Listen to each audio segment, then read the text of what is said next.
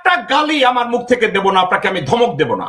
আপনার যদি গুড্ডা বা হেডাম থাকে আপনি আসেন, আপনাকে আমি ইন্টারভিউ করব। দর্শকবৃন্দ, আইন শৃঙ্খলা নিয়ে জেনারেল ওয়াকার যে কথাগুলো বলেছে, আমি ঠান্ডা মাথায় এটাকে কনক্লুড করব এটা দিয়ে। General Walker, he played a bad role, he is the villain. এবং জেনারেল ওয়াকারের তত্ত্বাবধানে আওয়ামী সন্ত্রাসীরা, হিন্দু বৌদ্ধ খ্রিস্টান ঐক্য পরিষদের সন্ত্রাসীরা, বিএনপি সন্ত্রাসীরা একত্র হয়ে ডক্টর ইউনূসকে দেশ থেকে তাড়ানোর জন্য, তাড়াতাড়ি নির্বাচন জোর করে আদায় করার জন্য, ডক্টর মোহাম্মদ ইউনূসকে ডিসক্রেডিট দেওয়ার জন্য এই কাজগুলো করা হচ্ছে। অনেকে বলে ডক্টর মোহাম্মদ ইউনূস এটার উপরে কিছু করে না কেন? ডক্টর মোহাম্মদ ইউনূসকে আলটিমেটলি অনেক ক্ষমতায় দেওয়া হয় নাই। ডক্টর মোহাম্মদ ইউনূসকে আমি যদি সমালোচনা করতে যাই, আমি শুধু একটা সমালোচনা করব। উনি জাতীয় প্রেস ক্লাবের সামনে বসে যদি উনি একবার বলেন যে জেনারেল ওয়াকার আমাকে কাজ করতে দিচ্ছে না, জেনারেল ওয়াকার জোর করে কিছু উপদেষ্টা আমার ঘাড়ে চাপিয়ে দিচ্ছে, একদিন যদি বলে, সেনাপ্রধান জেনারেল ওয়াকারুজ্জামান ক্ষমতার কেন্দ্রবিন্দুতে বসে আছেন এমনই ধারণা করতেছেন অনেক আলোচক। এবং ডক্টর ইউনূসকে পূর্ণাঙ্গ ক্ষমতা দেওয়া হয়নি। দর্শক, কেন দেওয়া হয়নি এবং ডক্টর ইউনূসের কি করা উচিত, সেনাপ্রধানই বা কেন তিনি এই ক্ষমতা নিয়ে বসে আছেন? সেনাপ্রধানকে নিয়ে দারুণ কিছু কথা বলেছেন জ্যাকব মিল্টন। তারা তো আসলে বুঝতে পারবেন ডক্টর ইউনূসের উচিত জনগণের সামনে প্রকাশ করা যে আমাকে পূর্ণাঙ্গ ক্ষমতা দেওয়া হয়নি, আমাকে কিছু উপদেষ্টা চাপিয়ে দিয়েছে এই বর্তমান সেনাপ্রধান ওয়াকারুজ্জামান। আমরা আলোচনা শুনে আরো বুঝতে পারবো ডক্টর ইউনূসকে কিভাবে জিম্মি করে রাখা হয়েছে। কথাবার্তাগুলোর জন্য আমি না বলি। এবং আমাকে অনেকে রিকোয়েস্ট করেছে যে আপনি একজন দেশপ্রেমিক মানুষ, দেশের ক্রান্তি লগ্নে অনেক কথা জানলেও বলা উচিত না, এ ব্যাপারে আমাকে অনেকে কাউন্সেলিং করেছে বাংলাদেশ থেকে এবং কাউন্সেলিং করেছে বিদেশ থেকে। এবং অনেক ধর্মপ্রাণরা ফোন করে বলেছে যে জেনারেল ওয়াকার একজন ধার্মিক মানুষ, আল্লাহওয়ালা মানুষ, ওনাকে নিয়ে আপনি খারাপ কোনো মন্তব্য করেন না বা ওনার কোনো কথাবার্তাকে আপনি ডিফারেন্ট ওয়েতে নিয়েন না, যাতে দেশের ভিতরে একটা কেওটিক সিচুয়েশন তৈরি হয়। এবং অনলাইনে যারা ওয়াকারকে পূজা করে, ওয়াকারকে সমর্থন করে, তাদের ভিতরেও অনেকে আমাকে বিভিন্নভাবে বলেছে যে ভাই আপনি আপনার সোর্সগুলো আপনি চেক করে দেখেন, জেনারেল ওয়াকারকে আপনি ভুল বুঝেন, এই বিষয়ে আপনার ডিফারেন্ট ওয়েতে কথা বলা উচিত। তো আমি তাদের কথা মনোযোগ দিয়ে শুনেছি, তাদের ফিডব্যাক গুলো আমি নিয়েছি। এখন একটা কথা, আমি লোকজনের কাছ থেকে উপদেশ চাই, আমি লোকজনের কাছে তথ্য চাই, আমি লোকজনের কাছ থেকে তাদের মতামত চাই। কিন্তু তাদের মতামতগুলো যখন আমার কাছে আসে, এই মতামতগুলোকে আমি আমার মতো করে দেখি। দর্শকবৃন্দ, এই কথাটা এত দিনে আপনাদের, আমি পাবলিক ফিগার হিসাবে কাজ করি 1992 সাল থেকে। আমি ফেসবুকের কথা যুগে বাস করি নাই। আমি ফেসবুক ইউটিউবের জগতে আমি লাইনে এসে আপনাদের সাথে কথা বলছি, আসলে সাবজেক্টটা তা না। আমি অনেক আগে থেকে অনেকগুলো বিষয় নিয়ে আপনাদের সামনে আমি কথা বলি। আমি জেনারেল ওয়াকার সম্পর্কে ডে ওয়ান আমি আমার মতামতের ক্ষেত্রে আমি কখনো পিছিয়ে যাইনি। আমি কখনো ভয় পাইনি যে জেনারেল ওয়াকার সম্পর্কে আমার কি বলা উচিত। এবং আমি জেনারেল ওয়াকার সম্পর্কে ডানে বায়ে তাকে যারা সরাসরি চেনে, তার সাথে বিছানায় যারা ঘুমায়, তার সাথে যারা হালুয়া রুটি খায়, আমি কাউকে বাদ দেই না, সবার সাথেই কথাবার্তা বলেছি। এমনকি আমি জেনারেল ওয়াকারকে নিয়ে বন্ধুত্ব সুলভ আচরণ করে ওয়াকারকে নিয়ে যারা অনলাইনে তাবেদারি করে তাদের সাথে আমি আলাপ আলোচনা করেছি, কথাবার্তা বলেছি। আমি দেখেছি যে একটা মানুষকে আমি যদি সমালোচনা করতে যাই, তার ভালো দিকগুলো বলার আমি একটা সুযোগ তৈরি করতে পারি কিনা। আপনাদের মনে আছে আমি হাসিনা শেখকে নিয়েও ভালো কথা বলার জন্য তৈরি ছিলাম, কিন্তু পরে আমি একটা পর্যায়ে কনক্লুড করেছি যে তাকে নিয়ে ভালো কিছু বলার মতো আসলে কোনো ইনফরমেশন বা আসলে তার এমন কোনো মানসিকতা নাই যেটা নিয়ে আমি প্রশংসা করতে পারি। দর্শকবৃন্দ, আজকের যে বিশেষ বিষয়টা নিয়ে আমি কথা বলতে এসেছি সেটা হচ্ছে জেনারেল ওয়াকার ফাইনালি তার খোলস খুলে রাওয়ায় ওই দিন একটা ভাষণ দিয়েছে, একটা বক্তব্য দিয়েছে। আমি এই বক্তব্যটা যখন আমি দেখেছি আমি মিসকি হেসেছি। আমি যারা ওয়াকারকে পূজা করে তাদের অনেককে বলেছি যে আপনারা কি আসলে প্র্যাকটিক্যাল? আপনারা কি আসলে রিয়াল? জেনারেল ওয়াকারের এই বক্তব্যগুলোকে আপনারা কিভাবে দেখেন? আপনারা দেখেছেন জেনারেল ওয়াকারের প্রশংসা করে, জেনারেল ওয়াকারের পজিশনকে পূজা করে অনলাইন টেলিভিশনের অনেকে এগুলো নিয়ে কথাবার্তা বলে। আমি আগে একটা অনলাইন টেলিভিশন পোর্টালে আমি কথা বলতাম, নাগরিক টিভি। টিটো রহমান এবং সাকিব দুজনই আমার দৃষ্টিতে ভালো মানুষ, আমি ওদের ওখানে কথাবার্তা বলতাম। কিন্তু ওদের লিমিটেশন আমি যখন দেখলাম যে তাদের লিমিটেশন, তাদের আইডিওলজি এবং আমার আইডিওলজি এক না, আমি চিন্তা করেছি ওরা আমার ভাই, ওদের সাথে আমার খারাপ বলার ওদের সম্পর্কে আমার কোন ধারণা নাই। প্রত্যেকটা মানুষ এক একটা পৃথিবীতে বাস করে, ওরা ওদের পৃথিবীতে বাস করে, ওরা ওদের ওয়েতে দেখে।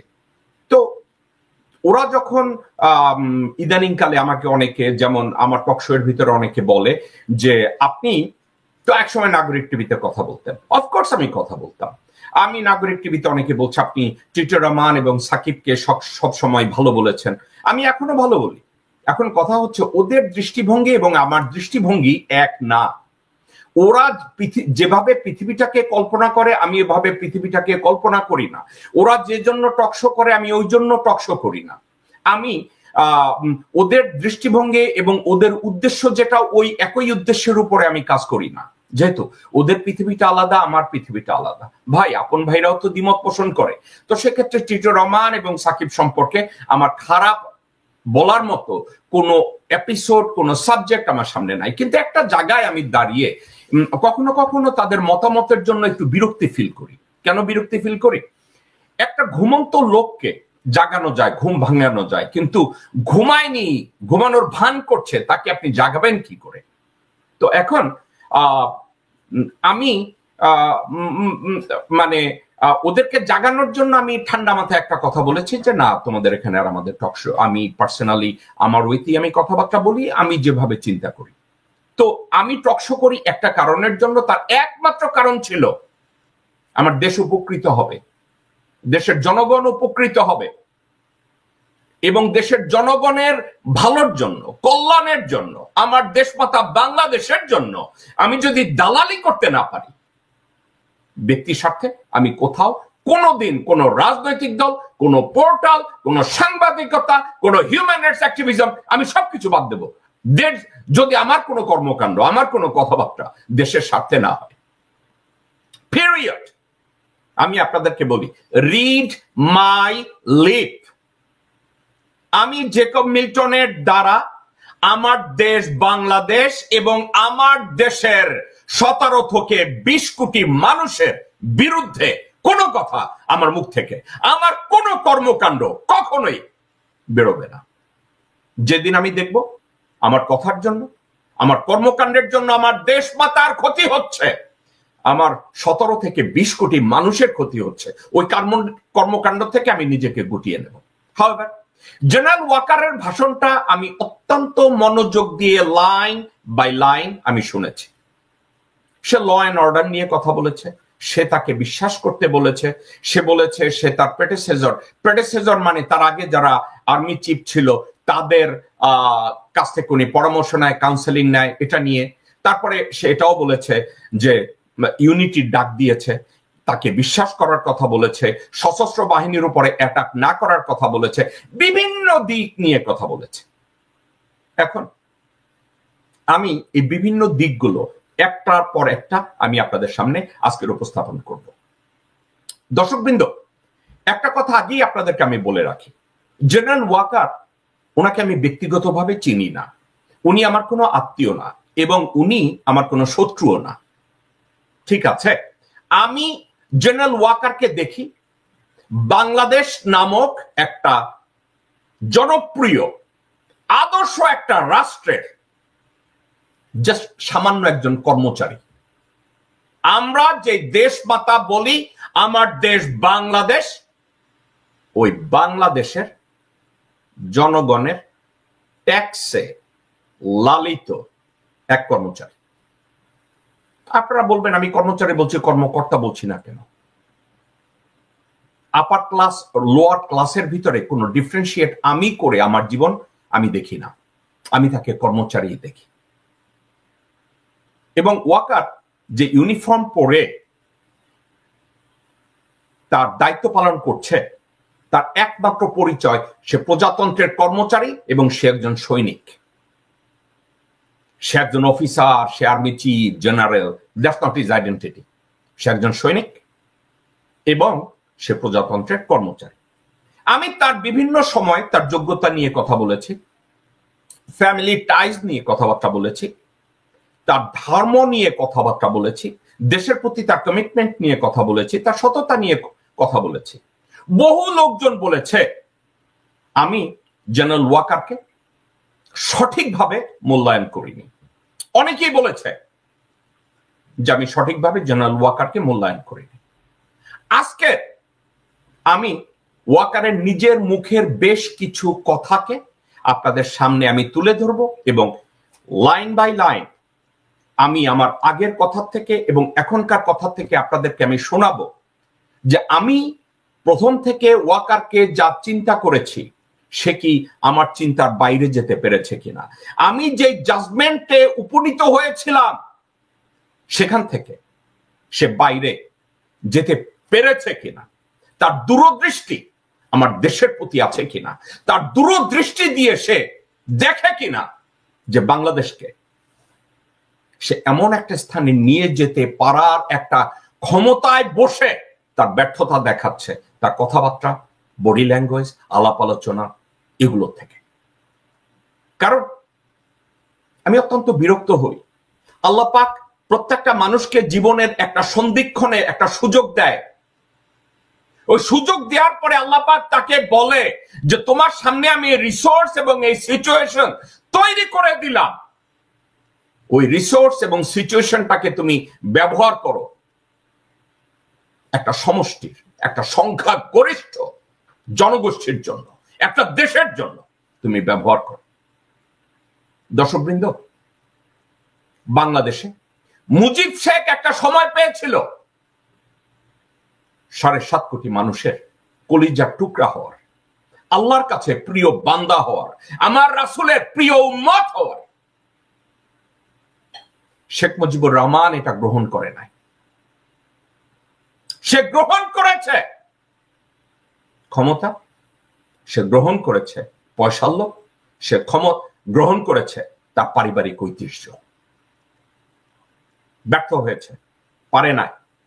তারপরে হাজির হয়েছে খন্দকার মোস্তাক, সেও তাকে সুযোগই দেওয়া হয় না যে সে কিছু করবে।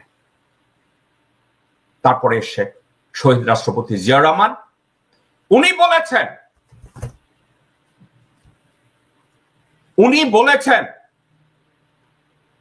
either make it, either I will make it or I will break it. আমার দৃষ্টিতে জিয়া রহমান সাহেব উনি ঠিক মতো চেষ্টা করেছিলেন দেশকে সামনে এগিয়ে নিয়ে যেতে, দেশের জন্য ভালো কিছু করতে, ভালো মুসলমান হতে, ভালো দেশপ্রেমিক হতে। ওনাকে শহীদ হতে হয়েছে। আপনাদেরকে বলে রাখি, খোলাফায়ে রাশিদিন হযরত ওমর ইবনে খাত্তাব শহীদ হয়েছিলেন, হযরত উসমান ইবনে আফফান শহীদ হয়েছিলেন, হযরত আলী শহীদ হয়েছিলেন। এখন আমি ওনাদের সাথে আমি জিয়া রহমানকে কম্পেয়ার করছি না, কিন্তু ভালো কাজ করতে গেলে কোনো একটা মানুষকে যদি পৃথিবীর থেকে বিদায় নিতে হয়, তাকে আমি কেন বলবো না যে সে শহীদ হয়েছে? উনি জিয়া রহমান সাহেব ভালো কাজ করতে গিয়েছে, উনি রিস্ক নিয়েছে, উনি জানতেন ওনাকে মেরে ফেলা হবে। আজকে এরপরে এরশাদ এসে ভারতের তাবেদারি করে, সুযোগ ছিল একটা ইতিহাস তৈরি করার, ব্যর্থ হয়েছে।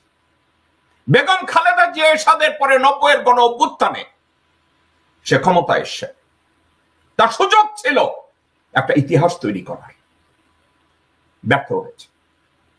এরপরে নারায়ণ চন্দ্র পালের বংশধর মুজিব শেখের মেয়ে হাসিনা 96-তে ভোটের মাধ্যমে প্রথম এবং শেষবারের মতো নির্বাচিত হয়েছে। পারত তার বাবার ব্যর্থতাগুলোকে রেখে ঢেকে দেশের জন্য একটা কিংবদন্তি হতে পারত, এই হাসিনা শেখ সার্বিকভাবে ভারতীয় চক্রান্তে দেশের জনগোষ্ঠীকে বিপদের মধ্যে ফেলে সে ধনী বানানোর পায়তারা, তার মায়ের যে লোভ ছিল, তার বাবার যে লোভ ছিল, নিজেকে ম্যাগট হিসাবে তৈরি করেছে। এরপরে তো বিএনপি এবং বেগম জিয়া ইতিহাস তৈরি করতে পারতো। আবার যখন ক্ষমতা এলেন, ইতিহাস তৈরি করার বদলে ওনারা জাহান্নামে ঢুকে গেলেন। করলেন না, রিস্ক নিলেন না। সবাই বেঁচে থাকতে চায়। মঈনুদ্দিন ফখরুদ্দিনরা আসলো, এরাও হাতে একটা সুযোগ ছিল, মঈনের কাছে বিশাল একটা সুযোগ ছিল দেশটাকে সার্বিকভাবে উন্নতির উচ্চস্বরে নিয়ে যাওয়া, পারেনি, করেনি। টিটপুটির মতো একটা প্রাণ নিয়ে দেশ ছেড়ে পালিয়েছে, দেশটাকে জাহান্নাম বানিয়ে। শেষে হাসিনাকে বিনা ভোটে রাতের অন্ধকারে 17 বছরের রাজত্ব করতে দিয়ে আসলো এই মঈনের বদৌলতে, ফখরুদ্দিনের বদৌলতে। 17 বছর পরে দেশের জনগণ জীবন দিল, দেশের ছাত্ররা জীবন দিল, হাজার হাজার লোকজন খুন হলো, গুম হলো, ধর্ষণ হলো। ডক্টর মোহাম্মদ ইউনূসকে আনা হলো যে উনি দেশের আমূল একটা পরিবর্তন করবেন।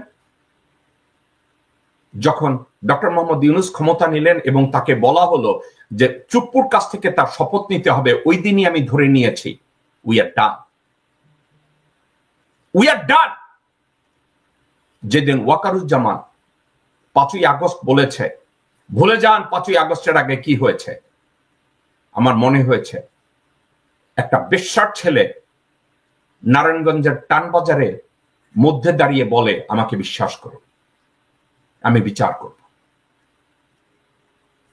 সেখান থেকে আজ অবধি আমার মতামতকে আমি পরিবর্তনের যথেষ্ট চেষ্টা করেছি। আমার শ্রদ্ধেয় ভালোবাসার বেশ কিছু লোকজন আছে, তারা আমাকে বলেছে, জেকব ভাই আপনি ওয়াকারকে বেনিফিট অফ দ্য ডাউটও দিতে চান না কেন? আমি বলছিলাম একটা কথা, যে আমি চেষ্টা করছি তাকে বিশ্বাস করতে, আমি চেষ্টা করছি তার সাথে কাজ করতে। আমি ইচ্ছা করে ওয়াশিংটন ডিসিতে যাচ্ছি না, স্টেট ডিপার্টমেন্টে, কারণ ওয়াকারকে আমি মাটির নিচে পুঁতে ফেলতে চাই না লোকজনের সামনে। আমি বলছি না, এটা give him benefit of the doubt.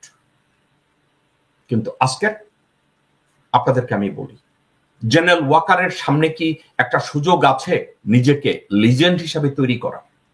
General ওয়াকারের সামনে কি একটা সুযোগ আছে যে সে বলতে পারবে যে সে একজন অবিসংবাদিত মিলিটারি লিডার, যে বাংলাদেশকে সঠিক পথে নিয়ে আসছে? তার একটা সুযোগ এখনো আছে, কিন্তু সে কি করবে? আসুন এটা নিয়ে আজকে আমরা আলোচনা করব। জেনারেল ওয়াকার রাওয়ার মিটিং এ বেশ কিছু বিষয় নিয়ে কথা বলেছে। আজকের আমি যে বিষয়টা নিয়ে প্রথমেই শুরু করতে চাই সেটা হচ্ছে ল অ্যান্ড অর্ডার। শুনুন জেনারেল ওয়াকার কি বলেছে। এই আইন শৃঙ্খলা পরিস্থিতি খারাপের পেছনে কিছু কারণ আছে। প্রথম কারণটা হচ্ছে যে আমরা নিজেরা হানাহানির মধ্যে ব্যস্ত, একজন আরেকজনের বিরুদ্ধে বিষোদ্গারে ব্যস্ত। এটা একটা চমৎকার সুযোগ অপরাধীদের জন্য। যেহেতু আমরা একটা অরাজক পরিস্থিতির মধ্যে বিরাজ করছি, তারা খুব ভালোভাবেই জানে যে এই সময়ে যদি এই সমস্ত অপরাধ করা যায় তাহলে এখান থেকে পরিত্রাণ পাওয়া সম্ভব। সেই কারণে এই অপরাধগুলো হচ্ছে। আমরা যদি সংগঠিত থাকি, একত্রিত থাকি, তাহলে অবশ্যই এটা সম্মিলিতভাবে মোকাবেলা করা সম্ভব হবে। Police, RAB, BGB, TGFI, NSI এগুলো দেশের জন্য অত্যন্ত গুরুত্বপূর্ণ কাজ করেছে অতীতে। খারাপ কাজের সাথে অসংখ্য ভালো কাজ করেছে। আজকে যে দেশের স্থিতিশীলতা, দেশটাকে যে এত বছর স্থিতিশীল রাখা হয়েছে, এটার কারণ হচ্ছে এই সশস্ত্র বাহিনীর বহু সেনা সদস্য, সিভিলিয়ান সবাই মিলে এই অর্গানাইজেশনগুলোকে অসামরিক সামরিক সবাই মিলে এই অর্গানাইজেশনগুলোকে এফেক্টিভ রেখেছে। সেই জন্য আজকে সুন্দর, এতদিন ধরে আমরা একটা সুন্দর পরিবেশ পেয়েছি।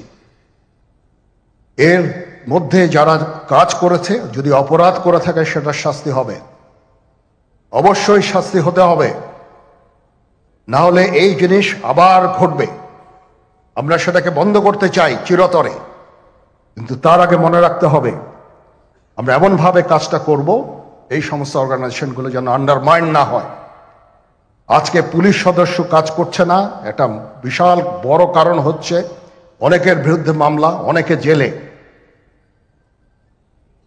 RAB, BGB, DGFI, NSI panicked, বিভিন্ন দোষারোপ, গুম খুন খুন ইত্যাদি তদন্ত চলছে। অবশ্যই তদন্ত হবে, দোষীদের বিচারের আওতায় আনতে হবে, এমনভাবে কাজটা করতে হবে যেন এই অর্গানাইজেশনগুলো আন্ডারমাইন না হয়। এই অর্গানাইজেশনগুলোকে যদি আন্ডারমাইন করে আপনারা মনে করেন যে দেশে শান্তি শৃঙ্খলা বিরাজ করবে, সবাই শান্তিতে থাকবেন, সেটা হবে না, সেটা সম্ভব না। আমি আপনাদের পরিষ্কার করে বলে দিচ্ছি, এই দেশের শান্তি শৃঙ্খলা রক্ষার দায়িত্ব খালি সেনাবাহিনীর না। 2 লক্ষ পুলিশ আছে, বিজিবি আছে, র্যাব আছে, আনসার ভিডিপি আছে, আমার আছে হচ্ছে 30,000 সৈন্য। এদেরকে আমি এই যে একটা বিরাট ভয়েড, আমি এই 30,000 সৈন্য দিয়ে আমি কিভাবে এটা পূরণ করব? 30,000 থাকে, আবার 30,000 চলে যায় ক্যান্টনমেন্টে, আরো 30,000 আসে। এটা দিয়ে আমরা দিন রাত আমরা চেষ্টা করে যাচ্ছি। এখানে যে সমস্ত উচ্ছৃঙ্খল কাজ হয়েছে সেটা আমাদের নিজস্ব তৈরি, এটা আমাদের নিজস্ব ম্যানুফ্যাকচার, আমরা নিজস্ব এইগুলো তৈরি করেছি। এই বিপরীতমুখী কাজ করলে এসে কখনো শান্তি শৃঙ্খলা আসবে না, এই জিনিসটা আপনাদের মনে রাখতে হবে।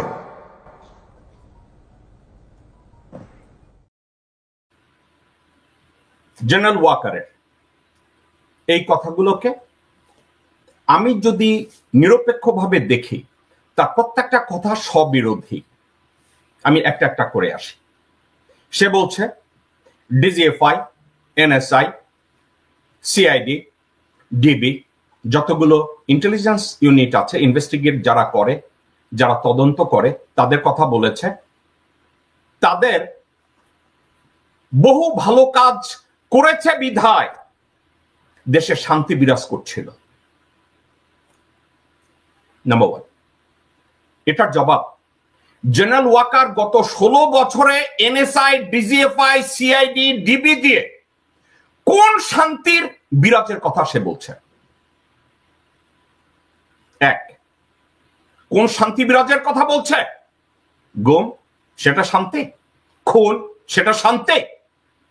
বাংলাদেশ থেকে মানুষকে গুম করে ভারতে পাচার, এটা শান্তি? যদি ডিজিএফআই, এনএসআই, ডিবি, সিআইডি তাদের কর্মকাণ্ডকে যেভাবে বলেছে যে শান্তি বিরাজ করছিল, জেনারেল ওয়াকার যদি বলে এগুলো শান্তি, দেন আপনাদের চিন্তা করতে হবে যে ইবলিস স্বয়ং পৃথিবীতে এসে বলছে আমি শান্তি নিয়ে আসবো।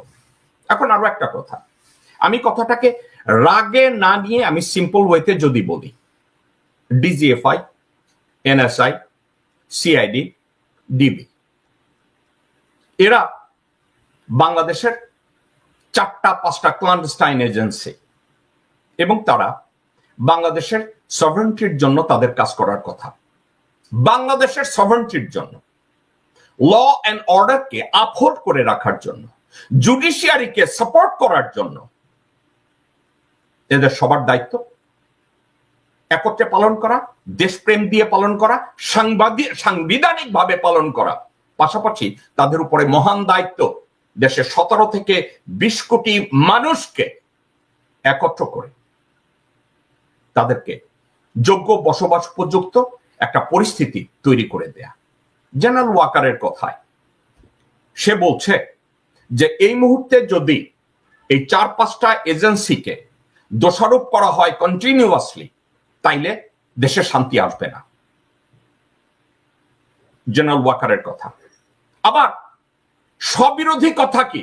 যারা অন্যায় করেছে তাদের বিচার হবে। বিচার করবে কে?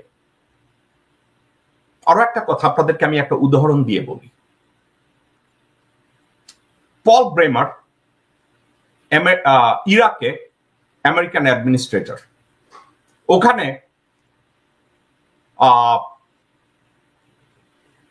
একটা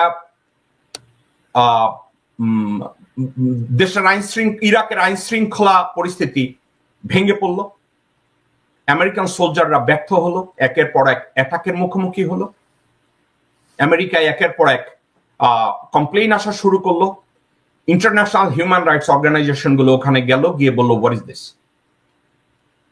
আপনাদের খেয়াল আছে যে একটা প্রিজনে, আমি প্রিজনটার নাম মনে নেই, তারা ওখানে বলেছিল যে আইন শৃঙ্খলা পরিস্থিতি এই। তখন বুশ অ্যাডমিনিস্ট্রেশন একটা সিদ্ধান্ত নিয়েছিল। সেই সিদ্ধান্তটা কি? যে ইরাকে যদি পরিস্থিতি নরমাল করতে হয় তাহলে একটা কাজ করতে হবে, সেটা হচ্ছে বর্তমান যারা এই মুহূর্তে ইরাককে পরিচালনা করছে তাদের ফার্স্ট, সেকেন্ড, থার্ড লেয়ারকে ওখান থেকে সরিয়ে দিতে হবে, একটা নিউ লেয়ারকে ওখানে এস্টাবলিশ করতে হবে উইথ এ নিউ আইডিয়া। তারপরে পল ব্রেমারের জায়গায় তারা জালমে খলিলজাদ তাকে ওখানে অ্যাডমিনিস্ট্রেটর করলো। আপনাদের মনে আছে হিস্ট্রি গেটে দেখুন, জালমে খলিলজাদ ওখানে যখন গেল, যাওয়ার পরে জালমে খলিলজাদ একটা কাজ করেছে, ইরাকের বাহিনী যত বাহিনী আছে তাদের ফার্স্ট, সেকেন্ড, থার্ড লেয়ারকে আমেরিকা পাঠিয়ে দিল, এবং ইরাকি যারা সাপোর্ট করছিল আমেরিকান অ্যাডমিনিস্ট্রেশনকে তারা ওখান থেকে সরিয়ে দিল, দিয়ে নতুন ফোর্থ লেয়ারে যারা আছে তাদেরকে নতুন আইডিয়া দিয়ে বললো তোমরা এখন এই পলিসিগুলো এক্সিকিউট করো। পরিস্থিতি নরমাল। এখন অনেকে বলবেন আমেরিকানদের জন্য সেটা ছিল একটা ইনভেশন। এক দশক লিখেছে Abu Ghraib prison, Delwar Hossain, thank you so much. হ্যাঁ, এটা ছিল আবু গারিব প্রিজন। তো পরিস্থিতিটা নরমাল হলো ওখানে। এবার অন্য আরেকটা দিকে যাই। দ্বাবিংশ শতাব্দীর মহাপুরুষ নেলসন ম্যান্ডেলা যখন সাউথ আফ্রিকার প্রেসিডেন্সি নিলেন, নেয়ার পরে ওনাকে বলা হলো যে দেশ পরিচালনার ক্ষেত্রে এখন আমরা রিফর্ম আছে, শুধু রিফর্ম করতে গেলে এখন কোন জায়গায় কি করতে হবে আমাদের এগুলো দেখাশোনা করতে হবে, আমাদেরকে রিফর্ম করতে হবে, জনগণকে সেভ করতে হবে, সাদাদেরকেও রক্ষা করতে হবে, কালোদেরকেও বাঁচাতে হবে। নেলসন ম্যান্ডেলা একটা কাজ করেছিলেন।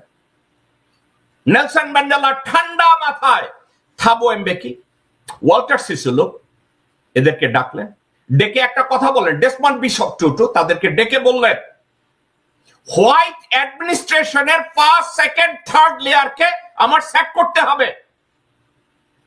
ডেসমন্ড বিশপ টুটু তাকে বললেন মাদিবা আমরা কেন ফার্স্ট, সেকেন্ড, থার্ড লেয়ারকে করব? বলছে first, second, third layer previous অ্যাডমিনিস্ট্রেশনের সাথে কাজ করেছে, আমি তাদেরকে দিয়ে যতই রিফর্ম করাতে চাই তাদের কাছ থেকে কোনো রিফর্ম আসবে না, তাদেরকে বাদ দিলেন। নেলসন ম্যান্ডেলা অনেক বিরোধিতার মুখোমুখি হয়েছে ফার্স্ট, সেকেন্ড, থার্ড লেয়ারকে বাদ দেওয়ার জন্য। এখন নেলসন ম্যান্ডেলা ট্রুথ কমিশন গঠন করে একটা কাজ করেছিলেন। ডেসমন্ড বিশপ টুটুর আন্ডারে একটা truth commission, truth and reconciliation একটা কমিটি করে উনি বলছেন যারা অপরাধ করেছে তাদেরকে ইনভেস্টিগেশনের আওতায় এইভাবে নিয়ে যাওয়া হোক। এখন এই উদাহরণগুলো আবু গারিব প্রিজন, ইরাক এবং সাউথ আফ্রিকার কথা আমি কেন বললাম দর্শকবৃন্দ? একটা কারণে জেনারেল ওয়াকার বলছে ডিজিএফআই, এনএসআই, সিআইডি, ডিবি তাদেরকে বিচার করলে তাদের মনোবল ভেঙে যাবে, তাদের নাক কাটা যাবে, তাদের কান কাটা যাবে, দেশে শান্তি আসবে না। ওয়াকার, আপনি কি বাংলাদেশকে পাকিস্তান বানানোর পায়তারা করছেন, নাকি দেশে একটা গৃহযুদ্ধ তৈরি করার চেষ্টা করছেন, নাকি আপনার এবং হাসিনা মাগি এবং ভারতের পলিসিকে এক্সিকিউট করার জন্য আপনি মাঠে নেমেছেন ল অ্যান্ড অর্ডার নিয়ে কথা বলার জন্য, যে এদেরকে বিচার করা যাবে না। এটার উপরে আমার মন্তব্য, জেনারেল ওয়াকার, আপনি নিজে বিভিন্ন অপরাধে অপরাধী। আপনি নিজে ধার্মিক না, ধর্মের ভান করেন। আপনি আপনার পাছা বাঁচানোর জন্য, হাসিনা মাগি তার পাছা বাঁচানোর জন্য এবং ভারতের স্বার্থ রক্ষার জন্য আপনি একটা কাজ করে যাচ্ছেন। সেটা কি? লোকজনের চোখে ধুলো দেওয়া, নিজেকে ধার্মিক প্রচার হিসাবে প্রচার করা। অনলাইনে কিছু লোকজন বলছে, আমাকে একটা ভিডিও ক্লিপকে জন্য পাঠাইছে, আপনি নাকি 5ই আগস্ট নামাজের কাপড়ে বসে কাঁদতেছিলেন। এ কথাটা যে বলছে তার মুখে আমার পেশাব করে দিতে ইচ্ছা করে। আমি তার নাম বললাম না। আপনি জানেন কে বলেছেন? তার কাছে নাকি কোন সোর্স আছে, সেই সোর্স নাকি তাকে বলছে 5ই আগস্ট জেনারেল ওয়াকার নাকি কাপড়ে বসে কাঁদতেছিল। সে কাপড়ে বসে কান্দে না, যে কথাটা বলছেন আমি দেখছি অনলাইনে কোন জায়গায় ইন্টারভিউতে। আমার কথা এই মুহূর্তে আপনি শুনতেছেন, যে কথাটা বলছেন আপনার মুখে আমার পেশাব করে দিতে ইচ্ছা করে। জেনে কথা বলুন। আবার নিজেকে বাঁচানোর জন্য বলছেন, এটা সত্য কথা না মিথ্যা কথা এটা বলা যাবে না। Are you fucking idiot or are you absent of your mind? What the heck is this? ওয়াকারকে পূজা করবেন, ওয়াকারের কাছ থেকে কোনো বেনিফিট দিবেন, that between you and general Walker, but as in stupid. জনগণের, বাংলাদেশের জনগণকে বোকা বানানোর জন্য, বাংলাদেশের 20 কোটি মানুষকে মিসগাইড করার জন্য, জেনারেল ওয়াকারকে ধার্মিক বানানোর জন্য কয় টাকা নিয়েছেন মিয়া? জেনারেল ওয়াকার, আমার ধারণা আপনি নিজে পাছা বাঁচানোর জন্য, হাসিনাকে রক্ষা করার জন্য, ভারতীয় ওয়েলফেয়ার বাংলাদেশে এস্টাবলিশ করার জন্য আপনি কিছু কাজ করাচ্ছেন। সেটা কি? আপনি একটা জায়গায় দাঁড়িয়ে, খাঁটি বাংলা একটা কথা আছে, খেলা রাম খেলে যা। আওয়ামী লীগ, যুবলীগ, ছাত্রলীগ, শ্রমিক লীগ, বেশ্যা লীগ, ওলামা লীগ, হারামজাদা লীগ, এদেরকে আপনার ছত্রছায়ায়, আপনার ডিরেকশনে ডিজিএফআই, ডিবি, এনএসআই, তারা তাদের দিকে ব্ল্যাঙ্ক আই এবং কানটাকে ঠসা করে রেখেছে, তাদেরকে তৎপর রেখেছে। হিন্দু বৌদ্ধ খ্রিস্টান ঐক্য পরিষদ তাদেরকে তৎপর রেখেছে। খুব সুকৌশলে আপনি বিএনপির কিছু লোকজনদের সাথে একত্র হয়েছেন এবং বিএনপিকে পরবর্তীতে ক্ষমতায় আনা হবে ভারতের প্ররোচনায়। তাদেরকে দিয়ে এখন দেশের আইন শৃঙ্খলা পরিস্থিতির অবনতির জন্য আপনি মিথ্যা কথাটাকে সত্য হিসাবে প্রকাশ না করে আপনি আপনার মতামত দিয়েছেন। এবার আমার মতামত শুনুন, দেশের আইন শৃঙ্খলা পরিস্থিতি কেন অবনতি হয়েছে। হাসিনা মাগি দেশ ছাড়ার আগে বা পরে বিভিন্ন সময় বলেছে, দেশের আমি প্রধানমন্ত্রী না থাকলে দেশে কেউ শান্তিতে ঘুমাতে পারবে না। তার এই কথাটাকে সত্যি বানানোর জন্য আপনি আওয়ামী লীগ অপরাধ করছে, তাদেরকে আপনি প্রোটেক্ট করছেন। এখন অনেকে আমাকে বলবে যে ভাই, জেনারেল ওয়াকার কিভাবে এই অপরাধীদেরকে, ছাত্রলীগ, যুবলীগ, শ্রমিক লীগ এদেরকে প্রোটেক্ট করছে? একটা ভাবে করছে, শেখ পরিবারের একটা লোককেও তিনি গ্রেফতার করান নাই। আওয়ামী লীগের যেসব লোকজনগুলো ক্যাডার, যারা গুলিগালাজ করে, খুন করে, লগি বৈঠা দিয়ে মানুষ মারে, তাদের কাউকে, এমন উল্লেখযোগ্য কাউকে জেনারেল ওয়াকার গ্রেফতার করান নাই। এবং যারা ক্যালকাটায় গিয়ে বাংলাদেশে এই মুহূর্তে অপরাধ তৎপরতা বাড়িয়ে দেশের কঠিন একটা পরিস্থিতির মুখোমুখি করেছে, তারা এখন ক্যালকাটায়, এবং তাদেরকে সুযোগ দিচ্ছে বর্ডারে আসা যাওয়া করার জন্য। ক্যালকাটা থেকে বানরমুখ কামাল এবং ঢাকার টোকাই সন্ত্রাসী নুরুন নবী চৌধুরী শাওন, এদেরকে দিয়ে সাগর, বহু ছাত্রলীগের গুন্ডা পান্ডা, সাদ্দাম, এদেরকে দিয়ে দেশের অভ্যন্তরে যত অপতৎপরতা, প্রত্যেকটা লোকের সাথে ওয়াকারের স্ত্রী গোপন যোগাযোগ আছে, ওয়াকারের স্ত্রী একত্র হয়ে তারা এই কাজগুলো করায়। এবং বিএনপিকে এই বলে আশ্বস্ত করা হয়েছে নির্বাচন দিলে আপনারা ক্ষমতায় আসবেন, আওয়ামী লীগের জায়গায় আপনারা বসবেন। তো এখন আওয়ামী লীগ এবং বিএনপি একত্র হয়ে দেশে যদি সন্ত্রাসবাদ কায়েম করে, তাইলে ইউনূস সাহেব ক্ষমতা ছেড়ে নির্বাচন দিয়ে ক্ষমতা ছাড়তে বাধ্য হবে। অনেকে বলবেন এখানে বিএনপি যোগ হবে কেন? একটা কারণে যোগ হবে। বিএনপির বিশ্বাসঘাতক মহাসচিব মির্জাফর, মহাসচিব মির্জা ফখরুল ইসলাম আলমগীর, মির্জা আব্বাস, মির্জা আব্বাসের বউ আমির খসরু মাহমুদ, ইকবাল হাসান টুকু, তারপরে আমানুল্লাহ, আব্দুল্লাহ আল মিন্টু, তাবিত আউয়াল, সাদেক হোসেন খোকার ছেলে ইশরাক, এরা একত্র হয়ে যারাই ডক্টর মোহাম্মদ ইউনূসের সাথে কথা বলেছে, কেউ বলেছে এটা করা যাবে, এটা করে নাই, তারা ইউনূসের উপরে, ডক্টর মোহাম্মদ ইউনূসের উপরে অত্যন্ত খাপ্পা হয়ে গেছে। যেদিন ডক্টর মোহাম্মদ ইউনূস বলছে আপনারা যে যা বলছেন আমি ওয়েবসাইটে দিয়ে দেবো, আপনারা কে কি বলছেন। দর্শকবৃন্দ একটু খেয়াল করে দেখবেন, যেদিন ডক্টর ইউনূস এই কথা বলছে বিএনপির চেহারা মুখ লাল হয়ে গেছে। তারা শপথ দিয়েছে, ও মাই গড, ইউনূস সাহেব যদি এখন এগুলো অনলাইনে দিয়ে দেয় আমাদের অবস্থা কোথায় গিয়ে দাঁড়াবে। সাথে সাথে আওয়ামী জঙ্গি এবং বিএনপির ক্যাডার একত্র হয়ে গেছে। একত্র হয়ে এখন দেশে অপরাধকে এমন ভাবে বাড়িয়ে দিচ্ছে ডক্টর মোহাম্মদ ইউনূসকে ডিসক্রেডিট দেওয়ার জন্য, যাতে ডক্টর মোহাম্মদ ইউনূস বাধ্য হন নির্বাচন দিয়ে পালিয়ে যেতে অথবা দেশ ছাড়তে।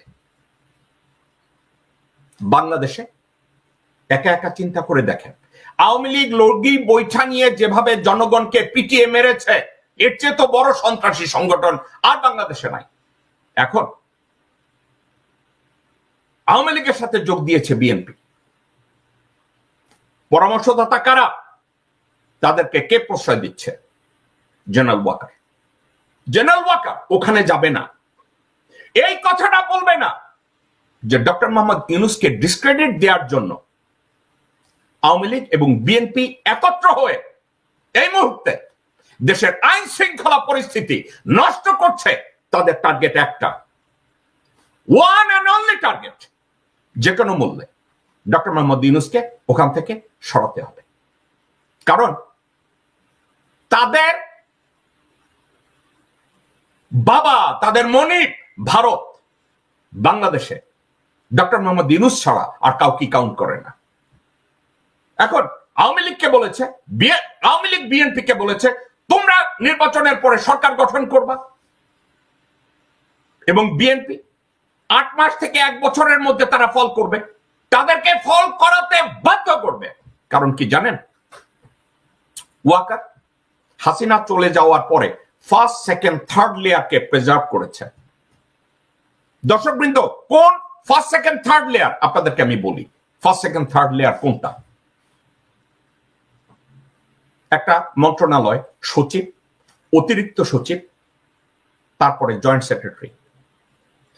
এই 3টা পদই আওয়ামী লীগ তৈরি করে রেখেছে। হাসিনা চলে গেলে এরা দেশে একটা অস্থিতিশীল পরিস্থিতি তৈরি করবে। জেনারেল ওয়াকার এবং তার প্রিন্সিপাল স্টাফ অফিসার আর্মি হেডকোয়ার্টারে বসে আছে, সবগুলো ওই লেয়ারের মধ্যে ফার্স্ট লেয়ার, সেকেন্ড লেয়ার। আমি গতকালকের একা একা স্টাডি করার পরে এক জায়গায় গিয়ে থমকে দাঁড়িয়েছি। এই মুহূর্তে আর্মির ফার্স্ট, সেকেন্ড, থার্ড লেয়ারকে বাদ না দিলে ওই সশস্ত্র বাহিনী বাংলাদেশের সার্বভৌমত্ব রক্ষায় কোনো কাজে আসবে না। এখন সে বলছে ডিজিএফআই কে বদনাম করা যাবে না। Why not? ডিজিএফআই বদনামের জন্য জনগণ এত মাথা ঘামায় না।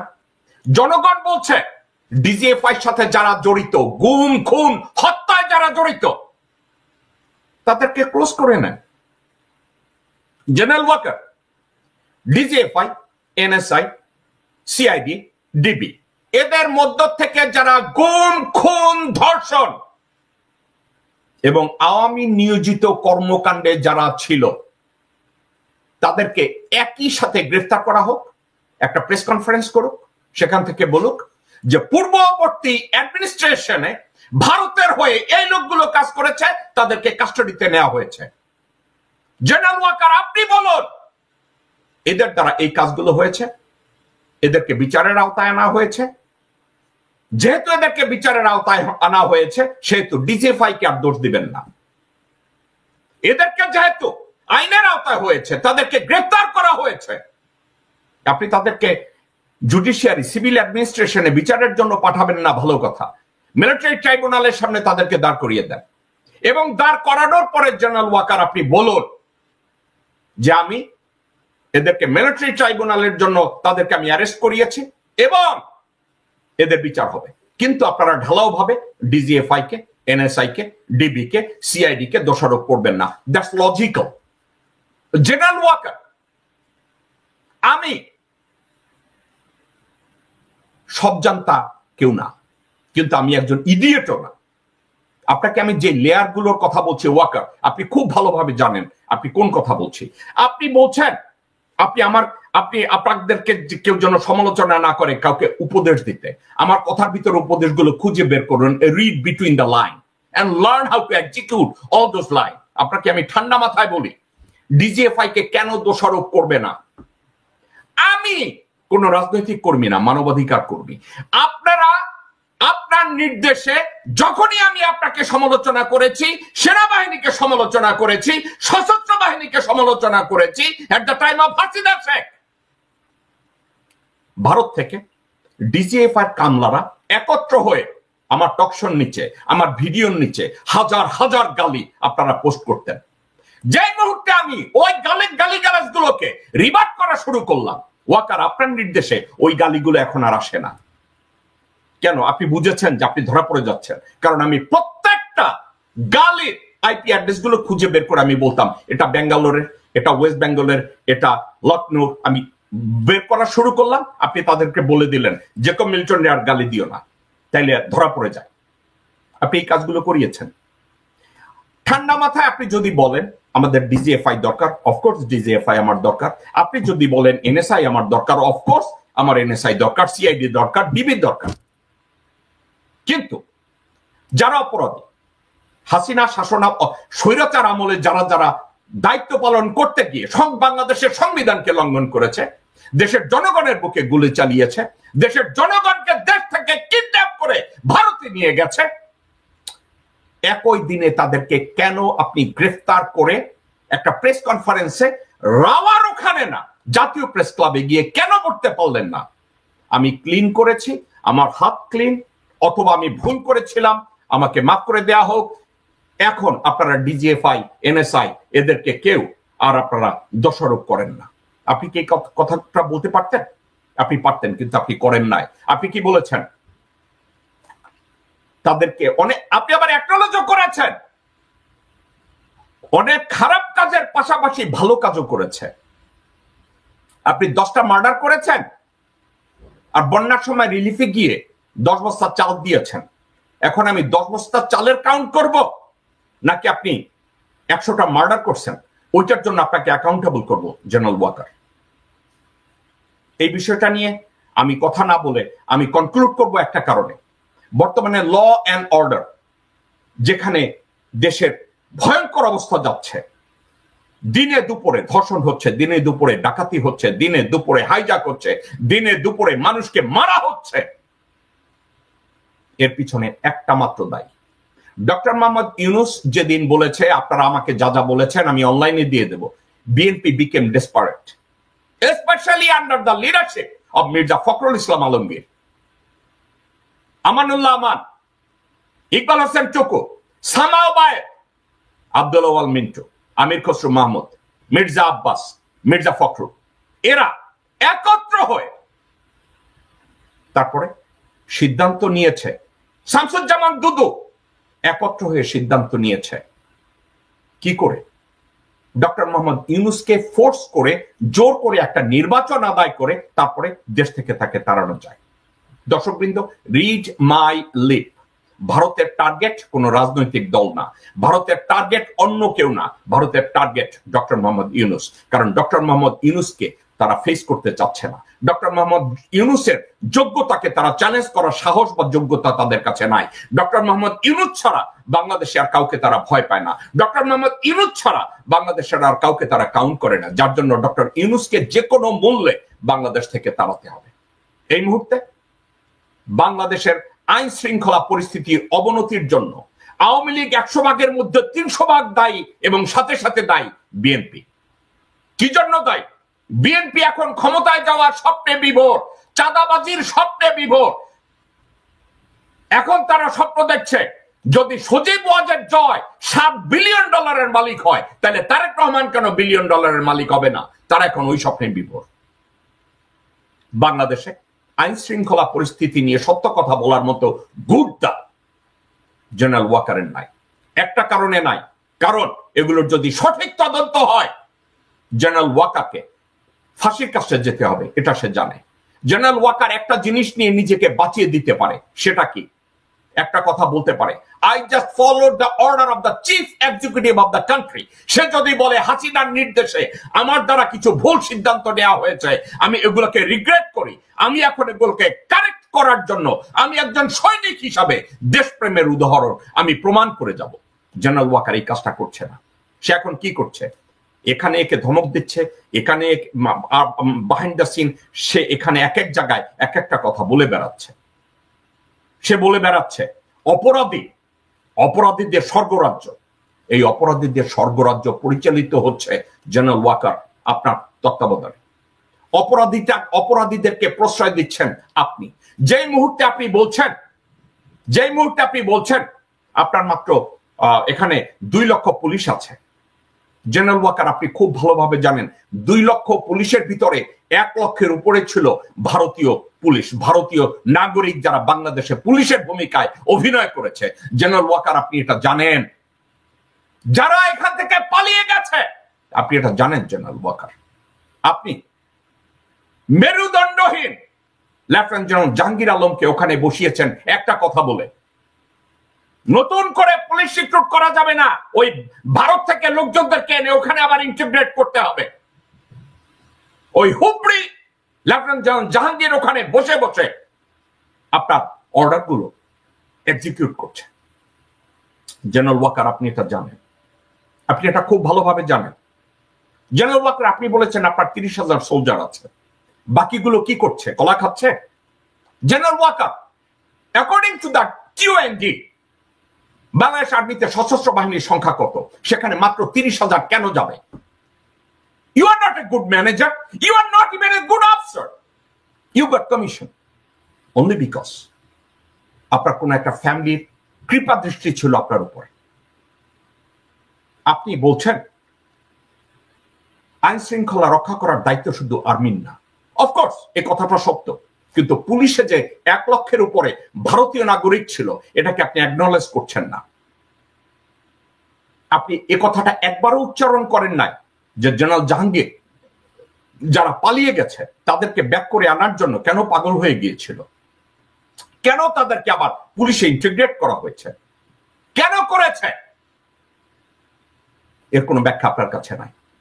আপনি উদর পিণ্ডি বুদর ঘাড়ে চাপিয়ে নিজেকে ক্লিন করার চেষ্টা করছেন যে আইন শৃঙ্খলা পরিস্থিতি। আপনার ঠান্ডা মাথায় আপনি 30,000 সোলজারের কথা বলেছেন আর্মিতে। আপনি মোটেও গুড ম্যানেজার না, না আপনি গুড কমান্ডার। আপনি ঠান্ডা মাথায় একা একা চিন্তা করে দেখেন আপনি কেন 30,000 সোলজারকে কাজে লাগাচ্ছেন? কেন 60,000 না? কেন 90,000 না? কেন বলেন না যে পুলিশের কমান্ডে প্রত্যেকটা থানায় ওসির পাশে একজন আর্মি অফিসারকে কেন অ্যাসাইন করা হচ্ছে না? বাংলাদেশের উপজেলার সংখ্যা কত? প্রত্যেকটা উপজেলায় কেন ডিসির পাশাপাশি এসপির পাশাপাশি কেন একজনকে বসানো হচ্ছে না? যতক্ষণ পর্যন্ত আইন শৃঙ্খলা পরিস্থিতি উন্নতি না করবে ততক্ষণ পর্যন্ত তাদেরকে সরানো যাবে না। আপনি 30,000-এর কাহিনী কেন বললেন? আপনার তত্ত্বাবধানে আনসার ভিডিপি বিদ্রোহ করে রাস্তায় নেমেছিল। আপনার তত্ত্বাবধানে কোথায় সাহস পেয়েছে? আপনি নিজেকে ক্লিন করছেন আপনার তত্ত্বাবধানে। আপনি জানতেন আপনার অফিস থেকে 1 মাইল দূরে আয়নাঘর ছিল, আপনি জানতেন না। আর আপনি যদি বলেন আপনি জানতেন না, then you are not qualified to become chief of army staff. 1 মাইলের মধ্যে আপনার অফিসের আর্মির তত্ত্বাবধানে আয়নাঘর তৈরি হয়েছে, আপনি বলবেন আপনি জানেন না? এ ধরনের ভণ্ডামি আপনার ঠিক না। লোকজনকে এভাবে মিসগাইড করা আপনার দায়িত্ব না। আপনার কথা কে বিশ্বাস করবে? আপনি একটা কথা বলেন, কথা বলার জন্য আপনি নিজেকে বলেন আইন শৃঙ্খলা পরিস্থিতির জন্য একটা অপরাধীরা না। আওয়ামী লীগ, যুবলীগ, কুত্তা লীগ, হারামজাদা লীগ, তাদের লোকজন এবং তাদের সাথে যোগ দিয়েছে ছাত্র দলের লোকজন, যুবলীগের দলের লোকজনরা, বিএনপি। কারণ আপনাদের টার্গেট একটা। বিএনপি এখন বিশ্বাস করে তারা ক্ষমতায় আসবে নির্বাচন দিলে। এখন বিএনপির এই নির্বাচনের জন্য তারা আওয়ামী লীগকে প্রোটেক্ট করছে। আওয়ামী লীগ, বিএনপির নেতৃবৃন্দের বাসায় আওয়ামী লীগের মন্ত্রীরা, এমপিরা লুকিয়ে আছে, যারা সোশ্যাল মিডিয়ায় কথা বলে যে আমরা এটা করি, আমরা ওইটা করি, তাদের বাসায় গিয়ে খোঁজ করেন। আমি আদৌ অবাক হব না যদি মির্জা আব্বাসের বাসায় আওয়ামী লীগের এমপি মন্ত্রী থাকে। আমি আদৌ অবাক হব না আব্দুল্লাহ ওয়াল মিন্টুর বাসায় আওয়ামী লীগের এমপি মন্ত্রীরা আছে। আমি আদৌ অবাক হব না যদি মির্জা ফখরুলের বাসায় আওয়ামী লীগের এমপি মন্ত্রীরা থাকে। আমি অবাক হব না সামা ওবায়দের বাসায়, সামা ওবায়দের মায়ের বাসায় লোকজন আছে, আওয়ামী লীগের লোকজনরা। এখন আপনাদেরকে ঠান্ডা মাথায় আমি একটা কথা বলি, আপনি জেনারেল ওয়াকার এই সত্য কথাটাকে সামনে না বলে আপনি কেন মিথ্যা কথা বলতে গেলেন? আপনি যদি বলেন আপনি মিথ্যা বলেন না। আপনি আমার ছোট ভাই নাজমুল সাকিবের সাথে টেলিফোন ইন্টারভিউতে আপনি বলেছেন 5ই আগস্ট হাসিনা যাচ্ছে, আপনি জানতেন না। আপনি আমার ভাই সাকিব, ওকে আপনি বুঝাতে সক্ষম হয়েছেন। আপনি are you fucking idiot or what? মিথ্যা কথা কেন বলেন? আগস্টের 1, 2, 3, 4, 5 আপনি কন্টিনিউয়াসলি ডিবেটের সাথে কথা বলেছেন ভারতীয় সেনা প্রধান। আমার ছোট ভাই সাকিব আপনাকে জিজ্ঞাসা করে না হ্যাঁ মিথ্যা কথা বলেন কেন? কারণ সাকিবের ওই গুড়টা ছিল না, সাকিবের ওই হ্যাডাম ছিল না। আমি জিজ্ঞাসা করছি আপনাকে, আপনাকে জিজ্ঞাসা করা হয়েছে আপনি এগুলো কেন করেন না? বিভিন্ন জনকে আপনি বিভিন্ন ব্যাখ্যা দেন, লোকজনদেরকে বলদ মনে করছেন। এখান থেকে এই মিথ্যাচারিতা করে আপনি পার পাবেন? 1 সেকেন্ডের জন্য আপনি পার পাবেন? আপনি পার পাবেন না। আপনি if you want to come clean, I Jacob Milton dare you come talk to me on this platform। 1 ঘন্টার জন্য আপনি আমার সাথে কথা বলেন, আপনি সঠিকভাবে কথা বলবেন। আপনাকে একটা গালি আমার মুখ থেকে দেব না, আপনাকে আমি ধমক দেব না। আপনার যদি গুড়টা বা হেডাম থাকে আপনি আসেন, আপনাকে আমি ইন্টারভিউ করব। দর্শকবৃন্দ, আইন শৃঙ্খলা নিয়ে জেনারেল ওয়াকার যে কথাগুলো বলেছে, আমি ঠান্ডা মাথায় এটাকে কনক্লুড করবো এটা দিয়ে। General Walker, he played a bad role, he is the villain. এবং জেনারেল ওয়াকারের তত্ত্বাবধানে আওয়ামী সন্ত্রাসীরা, হিন্দু বৌদ্ধ খ্রিস্টান ঐক্য পরিষদের সন্ত্রাসীরা, বিএনপি সন্ত্রাসীরা একত্র হয়ে ডক্টর ইউনূসকে দেশ থেকে তাড়ানোর জন্য, তাড়াতাড়ি নির্বাচন জোর করে আদায় করার জন্য, ডক্টর মোহাম্মদ ইউনূসকে ডিসক্রেডিট দেওয়ার জন্য এই কাজগুলো করা হচ্ছে। অনেকে বলে ডক্টর মোহাম্মদ ইউনূস এটার উপরে কিছু করে না কেন? ডক্টর মোহাম্মদ ইউনূসকে আলটিমেটলি অনেক ক্ষমতায় দেওয়া হয় নাই। ডক্টর মোহাম্মদ ইউনূসকে আমি যদি সমালোচনা করতে যাই, আমি শুধু একটা সমালোচনা করব। উনি জাতীয় প্রেস ক্লাবের সামনে বসে যদি উনি একবার বলেন যে জেনারেল ওয়াকার আমাকে কাজ করতে দিচ্ছে না, জেনারেল ওয়াকার জোর করে কিছু উপদেষ্টা আমার ঘাড়ে চাপিয়ে দিচ্ছে, একদিন যদি বলে, দেশে আর একটা বিপ্লব হবে, দেশের আইন শৃঙ্খলা পরিস্থিতির উন্নতি হবে। কারণ জেনারেল ওয়াকার, তাকে আর্মি হেডকোয়ার্টারে রেখে, চুপ্পুকে বঙ্গভবনে রেখে কোনো অবস্থাতে দেশের আইন শৃঙ্খলা পরিস্থিতি উন্নতি হবে না। রিড মাই লিপ, এদেরকে ক্ষমতায় রেখে কোনো অবস্থাতে দেশের আইন শৃঙ্খলা পরিস্থিতি রক্ষা হবে না, দেশের ইউনিটি আসবে না। আর যারা জেনারেল ওয়াকারকে আপনারা মনে করছেন সে দেশের জন্য কাজ করছে, do you know what? Stay under the table, do not come sit down on the chair and say general Walker নামাজের কাপড়ে বসে কাঁদছিলেন। জুতা পেটা করে আপনাদের থুতপা ভেঙে দেওয়া উচিত যারা এই ধরনের ক্লেম করেন। দর্শকবৃন্দ, আমি জেনারেল ওয়াকারের ল এনফোর্সমেন্ট বাদ দিয়ে এবার আমি কথা বলবো। সে বলছে, জেনারেল ওয়াকার কথায় কথায় বলছে, আমাকে বিশ্বাস করুন, আমার কোনো অ্যাম্বিশন নাই, আমার কোনো উচ্চাকাঙ্ক্ষা নাই। উনি বারবার কথায় কথা বলছে, আমাকে বিশ্বাস করুন। আসুন তার বক্তব্যটা শুনি, তারপরে আমি এটার উপরে মন্তব্য করব। আপনারা কিছু মনে করবেন না, আজকে আমি একটু পরিষ্কার করে আমি কথা বলতে চাই। আপনাদের সবার হয়তো ভালো নাও লাগতে পারে, কিন্তু বিশ্বাস করেন, আমার এটা যদি আপনারা গ্রহণ করেন, আপনারা লাভবান হবেন, কোনো ক্ষতি হবে না দেশের। আমার অন্য কোনো আকাঙ্ক্ষা নাই। আমার একটাই আকাঙ্ক্ষা, দেশ এবং জাতিটাকে একটা সুন্দর জায়গায় রেখে ছুটি করা। I had enough. Was last 7-8 months I had enough.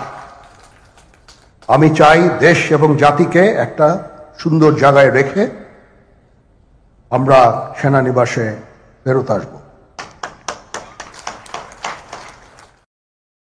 দর্শকবৃন্দ, সাইকোলজি, আপনারা দেশের যে কোনো একজন সাইকিয়াট্রিস্ট যদি কেউ থেকে থাকেন আমার দর্শকদের ভিতরে, আপনারা যে কোনো সাইকোলজিস্টের কাছে জিজ্ঞাসা করেন, সাইকিয়াট্রিস্টের কাছে জিজ্ঞাসা করেন, ওই লোকটাই ঘন ঘন বলে আমাকে বিশ্বাস করেন। যারা মিথ্যাবাদী, যারা মিথ্যাবাদী, যারা ভণ্ডামি করে, তারা কথায় কথায় বলে আমাকে বিশ্বাস করুন। আরেকটা কথা বলছে, আপনারা ভালো থাকবেন। এর অর্থ কি জানেন? এই জেনারেল ওয়াকার বহু অন্যায়ের সাথে জড়িত, বহু লোকজনের ভিকটিমদের সাথে জড়িত, যাদেরকে general Walker behind the scene বলে। যেসব অপরাধ নিয়ে যা হয়েছে 5ই আগস্টের আগে, আপনারা আমার সাথে কথা বলুন। আমার সাথে যদি আপনারা কথা বলেন, তাহলে আপনারা কি চান, আপনারা বেনিফিট দেন। অর্থাৎ জেনারেল ওয়াকারের অর্থ হচ্ছে, আমার সাথে কাজ করুন, আমি আপনাকে বেনিফিট দেব, shut your mouth, follow me. এটা হচ্ছে জেনারেল ওয়াকারের ভদ্রতা। উনি বলছেন ওনার কোনো অ্যাম্বিশন নাই, ওনার এনাফ। উনি বলছেন আই হ্যাড এনাফ। কেন এনাফ হবে না? 16 বছরে এই জেনারেল ওয়াকার আর্মিতে চষে বেরিয়েছে, আমি হাসিনার বইনের জামাই, আমি হাসিনার বইনের জামাই, আমি লোকজনের যে কোনো সময় যে কিছু করতে পারি। আপনারা সবাই তারেক সিদ্দিকী ওই কুত্তার বাচ্চার কথা ঘন ঘন বলেন, তারেক সিদ্দিকী এই করেছে সেই করেছে। এই জেনারেল ওয়াকার ছিল তারেক সিদ্দিকীর ডান হাত, বাঁ হাত, মধ্য হাত, 2 পা। এই জেনারেল ওয়াকার এমন কোন অপকর্ম নাই আর্মিতে থাকাকালীন প্রত্যেকটা জায়গায় বলেছে, যেখানেই আটকে গেছে। আপনাদেরকে আমি কথায় কথায় বলি, হাসিনা কথায় কথায় বলতো আমার ছোট ভাই কি অপরাধ করেছে শেখ রাসেল, বলেছে না? দর্শকবৃন্দ, আপনাদেরকে আমি একটা কথা বলি, আপনারা কি জানতেন এই রাসেলকে নিয়ে আর্মিতে, রক্ষী বাহিনীতে, মুজিব বাহিনীতে কত প্রকার অশান্তি ছিল? আপনারা কি জানেন? যারা আর্মিতে ছিলেন ওই সময়, আমার এই কথাটাকে আপনারা ভেরিফাই করে দেখেন। এই রাসেল কি করতো জানেন? আর্মি কোয়ার্টার গার্ডের সামনে দিয়ে সে যখন যেত, আর্মির কোয়ার্টার গার্ড থেকে কেন তাকে গার্ড অব অনার দেওয়া হয় না, তাকে সেলুট দেওয়া হয় না, সে গাড়ি থেকে নেমে সোলজারদের লাথি দিত, লোকজনের সাথে চিল্লাইতো এবং বাসায় এসে তার মাকে কমপ্লেইন করত, ওখানে ডিউটিতে যে ছিল তার চাকরি যেত। তো এই ধরনের একটা বাচ্চা, এখন তাকে বলবে না ও ছোট বাচ্চা, না ও ছোট বাচ্চা না। যে বাচ্চা জানে আমি মুজিবের পোলা, আমারে কেন সেলুট দিল না, তারে বাচ্চা বলা যাবে না। তারে যদি কেউ মেরে ফেলে, তার কৃতকর্মের জন্য তাকে মেরে ফেলেছে। আপনাদেরকে ঠান্ডা মাথায় আমি একটা কথা বলি, জেনারেল ওয়াকার বলছে আই হ্যাড এনাফ। এনাফ কি আছে জানেন? গত 16 বছরে এবং আগস্টের 5 তারিখ থেকে আজ অবধি নিজেকে 6 থেকে 7, যদি ওয়াকার যদি বিলিয়নিয়ার হয়ে থাকে আপনারা অবাক হয়েন না। জেনারেল ওয়াকারের ঘরে বসে আছে মুজিবের বংশের রক্ত, নারায়ণ চন্দ্র পালের রক্ত তার ঘরে বসে আছে। সেখানে বসে ওয়াকার বলছে আমার কোনো অ্যাম্বিশন নাই। মাদারসান, তোমার মতো অযোগ্য একটা লোক সেনাবাহিনীতে চাকরি করে, এই অযোগ্য লোকটা তুমি ঠেলতে ঠেলতে অনেককে ক্রস করে, তুমি তোমার ব্রিগেড কমান্ডার, তোমার ইউনিট কমান্ডারদেরকে ডিজোবে করে, ডিসিপ্লিন ব্রেক করে, বাংলাদেশের আর্মির রুল ব্রেক করে তুমি আর্মি চিফ হয়েছো। তোমার আর কি অ্যাম্বিশন থাকবে? তুমি তো ভারতের এক নম্বর দালাল যখন পালিয়ে গেছে, তুমি তো 2 নম্বর দালাল হিসাবে বসে আছো বাংলাদেশে। তোমার আবার অ্যাম্বিশন কি ওয়াকার? আপনার মতো মানুষরা যখন বলে আমার কোনো অ্যাম্বিশন নাই, ওয়াকার আপনি কি আপনার পিছনে তাকিয়ে দেখেছেন? ওয়াকার এই মুহূর্তে আপনার দিকে তাকিয়ে থাকে মানুষ একটা কারণে। কি কারণে তাকিয়ে থাকে? হাসিনা ছিল দালাল নাম্বার 1, আপনি এখন দালাল নাম্বার 2। কারণ হাসিনা সরে যাওয়ার আগে থেকে, জুলাইয়ের লাস্ট উইক থেকে আগস্টের 5 তারিখ পর্যন্ত ভারতের সেনাপ্রধান, ভারতের মিডিয়া, ভারতের পররাষ্ট্রমন্ত্রী, ভারতের পররাষ্ট্র সচিব, প্রত্যেকটা লোক আপনার সাথে কমিউনিকেট করেছে। They had enough proof that you are one of their good. তা আপনি বাংলাদেশের জনগণকে যখন আপনি বলেন আপনাকে বিশ্বাস করতে, why should they? Why should I trust you that you are an impartial player? আপনার তো কোনো ড্রিম নাই বাংলাদেশকে গড়ে তোলার। বাংলাদেশের যদি সাংবিধানিক রাষ্ট্র কখনো হয়, আপনার মতো মানুষকে তো পিষে ফেলা উচিত মাটির সাথে, আপনাকে উলঙ্গ করে ঝুলিয়ে রাখা উচিত। আপনি কেন বলেন আপনার এনাফ হয়েছে 8 মাসে? কেন $1 বিলিয়ন হয়ে গেছে বাইরে? নাকি ইন্ডিয়া আপনাকে সিটিজেনশিপ দিয়ে রেখেছে? কথা বলেন তো, নিজেকে কথা বলেন না আপনার কোনো অ্যাম্বিশন নাই। এ কথা বলেন না আই হ্যাড এনাফ। এই আই হ্যাড এনাফ যদি হয়, একটা কাজ করেন general Walker, resign from your position or stay in the position and tell the commission, আমাকেও যদি কোনো কাজে, কোনো অপরাধ কর্মে সন্দেহ করা হয়, আমাকে যেন ডিপোজ করা হয়, আমাকে যেন ইন্টারভিউ করা হয় নির্ভয়। দর্শকবৃন্দ, আপনাদেরকে আমি একটা কথা বলি। জিয়া রহমান সাহেব হাসান হাফিজুর রহমানকে মুক্তিযুদ্ধের ইতিহাস লিখতে বললেন। হাসান হাফিজুর রহমান জিয়া রহমান সাহেবকে বলল, সাহেব আমাকে এই কাজটা থেকে বাদ দেন। বলছে কেন? বলছে আপনার সম্পর্কে অনেক বিতর্ক আছে, এখন আমাকে আপনি মুক্তিযুদ্ধের ইতিহাস লিখতে বলছেন, তাইলে আমি তো আপনাকে নিয়ে বিতর্কিত কোনো কিছু বললে আপনি তো আমাকে গ্রেফতার করে ফেলবেন, আমাকে তো আবার মেরে ফেলবেন। আপনাদেরকে ঠান্ডা মাথায় আমি বলি, এনএসআই ডিজি, আমি জিয়া সাহেবের মুখ থেকে কোনো কথা শুনি নাই। এনএসআই ডিজি হাকিম সাহেব সরাসরি আমাকে বলেছে, আমার পাশে বসা ছিল রিয়ার অ্যাডমিরাল মোশাররফ হোসেন খান, আমার পাশে বসা ছিল জেনারেল শিশু, আমার পাশে বসা ছিল আমজাদ খান চৌধুরী। হাকিম সাহেব বলেছে, জিয়া সাহেব হাকিম সাহেবকে বলছে, যত বিষয় আমার ব্যাপারে কন্ট্রোভার্সি আসে, বিতর্কিত জিনিস আছে, আপনি বাংলাদেশের স্বাধীনতার ইতিহাস লিখতে গেলে আমাকে এসে সরাসরি জিজ্ঞাসা করবেন। আপনি আমার কথা বিশ্বাস করলে লিখবেন, আমার কথা বিশ্বাস না করলে ওখানে বলে দেবেন যে এ কথা বলা ঠিক না। ঠিক আছে? এই কথাগুলো তাকে বলা হয়েছিল। জিয়া রহমান সাহেব বলেছিল, আমি যদি অন্যায় করে থাকি এটাকে মূল্যায়ন করেন, আমি যদি দেশদ্রোহী কোনো কাজ করে থাকি আমাকে আপনি সরাসরি জিজ্ঞাসা করেন। General Walker, can you do the same thing? আপনি কি বলতে পারবেন যেসব কমিশন করা হয়েছে তাদেরকে, আসুন আমার সাথে এগুলো নিয়ে কথা বলুন, আমাকে যদি কোনো ব্যাপারে দায়ী করা হয় এ ব্যাপারে আমাকে জিজ্ঞাসা করুন, আমাকে নির্ভয় এসব ব্যাপারে জিজ্ঞাসাবাদ করা হোক? আপনি কি করেছেন? আপনি করেন না। কেন করেন না জানেন? একটা কারণে করেন না, কারণ আপনি জানেন আপনি অপরাধী। এবং আমি আপনাকে অপরাধী বলছি না, আমি আপনাকে বেনিফিট অফ ডাউট দিচ্ছি। আপনি ধরে নেন আপনি অপরাধী না, কিন্তু এই বিষয়গুলো নিয়ে আপনার মন গড়া একটা বক্তব্য, আপনি রাওয়া নামের ফাওয়া একটা সংগঠন করেছেন, আর ওখানে একজন মিনিমি বসিয়েছেন যে আপনারা দেখলে লেজ দাঁড়ায় আব্দুল হক নামক এক ছাগল আপনার পাশে দাঁড়িয়ে দাঁড়িয়ে হাততালি দেয়, একটা গরুর বাচ্চা। ওখানে বসে বসে সেফ মোডে আপনি কথা বলেন। প্রেস ক্লাবের সামনে এসে বলুন আমার কোনো উচ্চাকাঙ্ক্ষা নাই। প্রেস ক্লাবের সামনে এসে বলুন ডিজিএফআই, এনএসআই, সিআইডি, ডিবিতে যত অপরাধী ছিল তাদেরকে গ্রেফতার করা হয়েছে, অন্যদের দোষারোপ করবেন না। এই সংগঠনগুলো বাংলাদেশের জন্য আশীর্বাদ, অন্য কাউকে দোষারোপ করবেন না। এটা যদি আপনি করেন দেন দেশের জনগণ আপনাকে বিশ্বাস করবে। দর্শকবৃন্দ, এরপরে জেনারেল ওয়াকার আর কোন বিষয় নিয়ে কথা বলেছে? জেনারেল ওয়াকার এসব কথা বলতে গিয়ে ওনাকে বলছে দেশের উনি ইউনিটি চেয়েছে, সবার ভিতরে ইউনিটি আনতে বলছে, ঠিক আছে, এবং তাদেরকে আবার বলছে আমাকে বিশ্বাস করুন। আমি বলছি এই কথাটা যারা বারবার বলে তারা মিথ্যাবাদী। যারা কথায় কথায় বলে আমাকে বিশ্বাস করুন, এরা মিথ্যাবাদী। সে আবার বলছে মিথ্যা, আমাকে ট্রাস্ট করুন। আবার বলছে ওয়ার্নিং যে বলেন আমাকে, আবার বলবেন না আমি আপনাদেরকে হুঁশিয়ার করিনি। শুনুন ওয়াকার কি বলে। আমরা নিজেদের মধ্যে মারামারি কাটাকাটি না করে আমরা উই ইউনাইট আওয়ারসেলভস, দেশ জাতি যেন একসাথে থাকতে পারি সেদিকে আমাদের কাজ করতে হবে।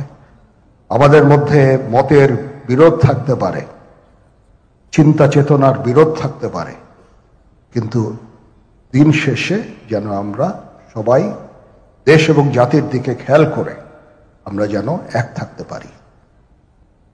তাহলে এই দেশটা উন্নত হবে, এই দেশটা সঠিক পথে পরিচালিত হবে। না হলে আমরা আরো সমস্যার মধ্যে পড়তে যাব। বিশ্বাস করেন, we don't want to head, ওইদিকে আমরা যেতে চাই না। আমি আপনাদের সতর্ক করে দিচ্ছি। পরে বলবেন যে আমি সতর্ক করিনি, আমি আপনাদের সতর্ক করে দিচ্ছি। আপনারা যদি নিজেদের মধ্যে ভেদাভেদ ভুলে একসাথে কাজ না করতে পারেন, নিজেরা যদি কাদা ছোড়াছুড়ি করেন, মারামারি কাটাকাটি করেন, এই দেশ এবং জাতির স্বাধীনতা সার্বভৌমত্ব বিপন্ন হবে। আমি আজকে বলে দিলাম, নাইলে আপনারা বলবেন যে আমি আপনাদের সতর্ক করিনি। আমি সতর্ক করে দিচ্ছি আপনাদের। এই দেশ আমাদের সবার, আমরা সবাই সুখে শান্তিতে থাকতে চাই।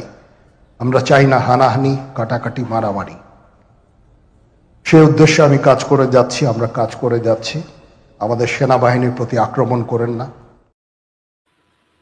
আপনাদেরকে আমি একটা কথা বলি, আমাদের মহানবী তার বিদায় হজে একটা কথা বলেছেন, হে বিশ্বাসীগণ, শেষ বিচারের দিন তোমরা যেন এই অজুহাত তৈরি না করো যে তোমাদেরকে সতর্ক করা হয়নি।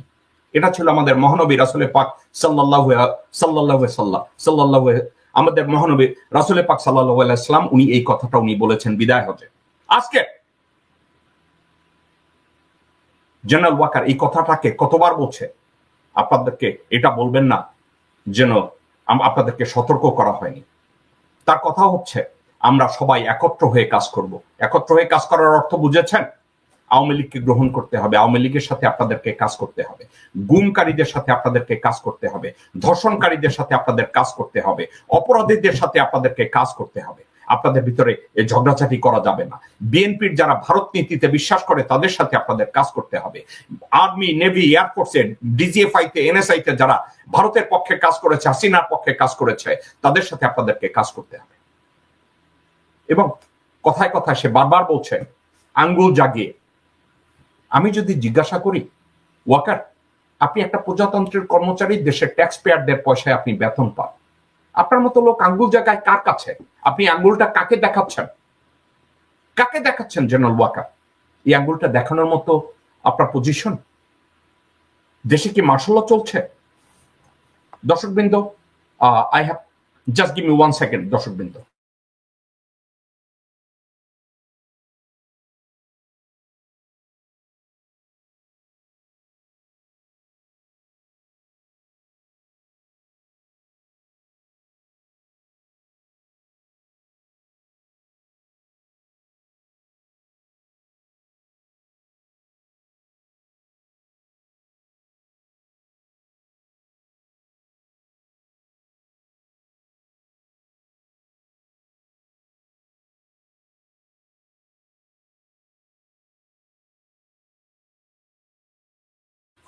দর্শকবৃন্দ, আমি সরি যে আমাকে একটু অফ নিতে হয়েছে। ওকে, তো আমি যে কথা বলছি, ওয়াকার বলছে যে অপরাধীদের সাথে আপনাদের কাজ করতে হবে। অপরাধীদের সাথে যদি আপনি কাজ না করেন তাহলে আপনাকে আঙ্গুল দেখাচ্ছে। সে আঙ্গুল দেখাচ্ছে, আপনাদেরকে ওয়ার্নিং দিচ্ছে। হাসিনার কথা মনে আছে? হাসিনা কি বলছিল?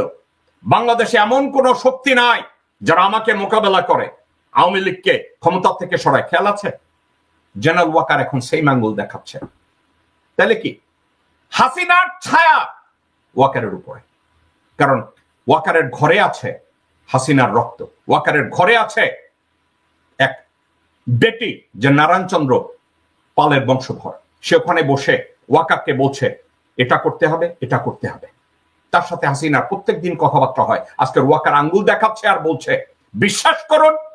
অর্থাৎ একটা মিথ্যাবাদীকে লোকজন কেন বিশ্বাস করবে? কেন একজন মিথ্যাবাদীকে বাংলাদেশিরা বিশ্বাস করবে? আমাকে আপনি বলেন। যেই লোক মিথ্যার উপরে দাঁড়িয়ে আছে, যেই লোক নিজে একজন অপরাধী, যেই লোক নিজে একটা গাদ্দার, যেই লোক ভারতের কাছ থেকে সুবিধাবাদী একজন দালাল, সে আপনাদেরকে আঙ্গুল উঁচে ওয়ার্নিং দিতেছে। আমাদের রাসূলের কথাটাকে এই হারামজাদা তার ক্ষমতায় টিকে থাকার জন্য আপনাদেরকে বলছে। বলবেন না আপনাদেরকে হুঁশিয়ার করা হয়নি? জেনারেল ওয়াকার, এই কথাটা আমাদের মহানবীর উক্তি, আমাদের এই কথাটা পবিত্র একটি কথা। এই কথাটার অপব্যবহারের জন্য আপনাকে তো জুতা পেটা করে ওখান থেকে বের করে দেওয়া উচিত। কিসের ওয়ার্নিং দিচ্ছেন আপনি? কাকে ওয়াকার আপনি ওয়ার্নিং দিচ্ছেন? আপনি বলছেন কাজ করতে, আপনি বলছেন হানাহানি মারামারি বন্ধ করতে। হানাহানি মারামারি যারা করে তারা আপনার ছত্রছায়ায়। আপনি কাদেরকে হানাহানি বন্ধ করতে বলছেন? আপনি শেখ পরিবারের কাউকে আপনি গ্রেফতার করেন, আপনি এগুলো কমপ্লিট করেন। 626 জন অপরাধীকে আপনি ছেড়ে দিয়েছেন। জেলের যতগুলো আওয়ামী লীগের লোকজনদেরকে ধরা হয় তাদেরকে বিহাইন্ড দ্য সিন আপনি ছেড়ে দিচ্ছেন। ছাড়ছেন না পয়সা নিয়ে বা পয়সা ছাড়া হাসিনাকে ব্যাক করানোর জন্য। আপনি তো এখন আপনার আসল চেহারায় ব্যাক করছেন। এতদিন মিন মিন মিন মিন করেছেন, এখন ব্যাটা হয়ে গেছেন। রাওয়ায় গিয়ে ওই আব্দুল হকের পাশে দাঁড়িয়ে, ওই ভাউডার পাশে দাঁড়িয়ে এ ধরনের কথা বলবেন না জেনারেল ওয়াকার। আপনি কাকে আঙ্গুল দেখাচ্ছেন? দেশ আবার উল্টে যাবে। ওই আঙ্গুল আপনার পাছায় ঢুকিয়ে দিবে জনগণ। সাবধান হন আপনি, সত্য কথা বলতে শিখুন। দর্শকবৃন্দ, অন্য আর কথা নিয়ে কি বলছে আপনাদের দিকে তাকায়। এবার সে ইলেকশন নিয়ে কথা বলেছে। আসুন ইলেকশন নিয়ে সে কি বলেছে একটু কথাটা শুনি।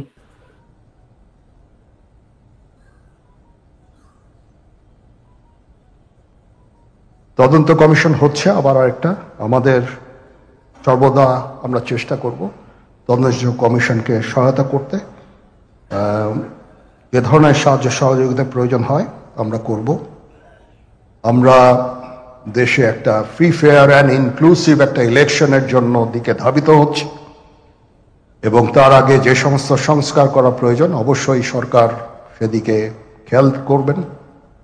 আমি যতবারই ডক্টর ইউনূসের সাথে কথা বলেছি, he completely agrees with me. There should be free, fair and inclusive election, and that election should be within December or close to that. যেটা আমি এর প্রথমেই বলেছিলাম যে 18 মাসের মধ্যে একটা ইলেকশন। আমার মনে হয় যে সরকার সেদিকেই ধাবিত হচ্ছে। ডক্টর ইউনূস যথাসাধ্য চেষ্টা করে যাচ্ছেন এই দেশটাকে ইউনাইটেড রাখতে, কাজ করে যাচ্ছেন উনি। ওনাকে আমাদের সাহায্য করতে হবে, উনি যেন সফল হতে পারেন সেদিকে আমরা সবাই চেষ্টা করব। আমরা একসাথে ইনশাআল্লাহ কাজ করে যাব। প্রথমত এই ওয়াকারকে মুখের ফেনা বের করতে দেখেছি। মুখের ফেনা বেরিয়ে যেত মহামান্য প্রধানমন্ত্রী, মাননীয় প্রধানমন্ত্রী স্যার, মাননীয় প্রধানমন্ত্রী স্যার। একের পর এক আমি ওয়াকারের মুখ থেকে শুনেছি মাননীয় প্রধানমন্ত্রী, দেশরত্ন, এই ওয়াকারের মুখ থেকে শুনেছি। রাওয়া ক্লাবের সামনে দাঁড়িয়ে বক্তব্য দেওয়ার সময় সে কি ভুলে গেছে যে বাংলাদেশে নিযুক্ত ভারতীয় চুতমারানি যে চেয়ারটায় বসে চেয়ারটাকে অপবিত্র করেছে, ওটাকে সোনা রূপার পানি দিয়ে ধৌত করে ওখানে একজন যোগ্য মানুষকে বসানো হয়েছে? এটা কি সে ভুলে গেছে? ওটাকে কি সে 1 সেকেন্ডের জন্য ভুলে গেছে? Who is doctor Mohammad Yunus? Honourable chief adviser of Bangladesh doctor Mohammad Yunus. সে কি একটা বার বলছে যে ডক্টর মোহাম্মদ ইউনূসকে আমাদের সমর্থন করা উচিত, আমাদেরকে তাকে সাহায্য করা উচিত? ডক্টর ইউনূসকে স্রেফ ডক্টর ইউনূস বলে, কারণ কি ডক্টর ইউনূসের পিছনে কোনো রাজনৈতিক দল নাই, রাইট? হালুয়া রুটি খাওয়ার মতো কোনো লোকজনদেরকে ডক্টর মোহাম্মদ ইউনূস রিপ্রেজেন্ট করে না, রাইট? এজন্য ডক্টর মোহাম্মদ ইউনূস বলার সাহস প্রজাতন্ত্রের একটা কর্মচারী নাকি? এর আর অন্য কোনো ব্যাখ্যা আছে কি? দর্শকবৃন্দ, বিষয়টা দেখবেন। এবার আসে অন্য বিষয়। সে তদন্ত বিষয়ের সাথে ইলেকশনকে মিলিয়ে ফেলেছে। সাবজেক্টটা তদন্ত কমিশন না। সে এখানে আপনি যদি বলেন যে বাংলাদেশের ফ্রি অ্যান্ড ফেয়ার নির্বাচনের নীতিমালা প্রণয়নের জন্য একটা কমিশন গঠন করা হয়েছে, এটা তদন্ত কমিশন, একটা কমিশন গঠন করা হয়েছে যে কমিশন রিকমেন্ড করবে। যাই হোক, আমি বলবো এটা স্লিপ অফ টাং, সে বলেছে তদন্ত কমিশন। হাওয়েভার বাংলাদেশের উনি যতবারই ডক্টর মোহাম্মদ ইউনূসের সাথে কথা বলেছে, উনি তার সাথে 100% অ্যাগ্রি করেছে। অফকোর্স সে অ্যাগ্রি করেছে। Free fair inclusive and participatory ইলেকশনের ক্ষেত্রে ডক্টর মোহাম্মদ ইউনূস এর কখনোই বিরোধিতা করে নাই। কিন্তু সমস্যা একটা জায়গায়, ওয়াকার মিয়া, বাকের মিয়া, সমস্যা একটা জায়গায়। আপনি বাংলাদেশের প্রত্যেকটা কমিশনকে আপনি ম্যানিপুলেট করছেন, প্রত্যেকটা কমিশনকে বিহাইন্ড দ্য সিন আপনি ওয়ার্নিং দিচ্ছেন। প্রত্যেকটা কমিশন যাতে ব্যর্থ হয়, সে ব্যর্থতায় পর্যবসিত করার জন্য প্রত্যেকটা জায়গায় আপনি জেনারেল ওয়াকার তাদেরকে ইন্টিমিডেট করছেন। যেখানে যা হচ্ছে আপনার টার্গেট একটা, আওয়ামী লীগকে আবার পুনর্বাসিত করতে হবে, যে কোনো প্রকার ধোয়া মোছা করে তাড়াতাড়ি একটা নির্বাচন দিয়ে ডক্টর মোহাম্মদ ইউনূসকে ওখান থেকে সরাতে হবে। ভারতের এই মুহূর্তের মাথা ব্যথার কারণ একটা, তাড়াতাড়ি একটা নির্বাচন দিলে ডক্টর মোহাম্মদ ইউনূস সরে যাবে। আর ডক্টর মোহাম্মদ ইউনূস যদি সরে যায়, দেন যারাই আসবে। আপনার কি মনে হয় এই মুহূর্তে বিএনপি যদি সরকার নির্বাচন করে, সরকার গঠন করে, দুইটা দিকে বিএনপি হবে নেড়িকুত্তা? কেন জানেন? পৃথিবীর সব জায়গা থেকে ইকোনমি বন্ধ হবে, নাম্বার 1। নাম্বার 2, তাদেরকে কেউ বিশ্বাস করে না ইন্টারন্যাশনালি।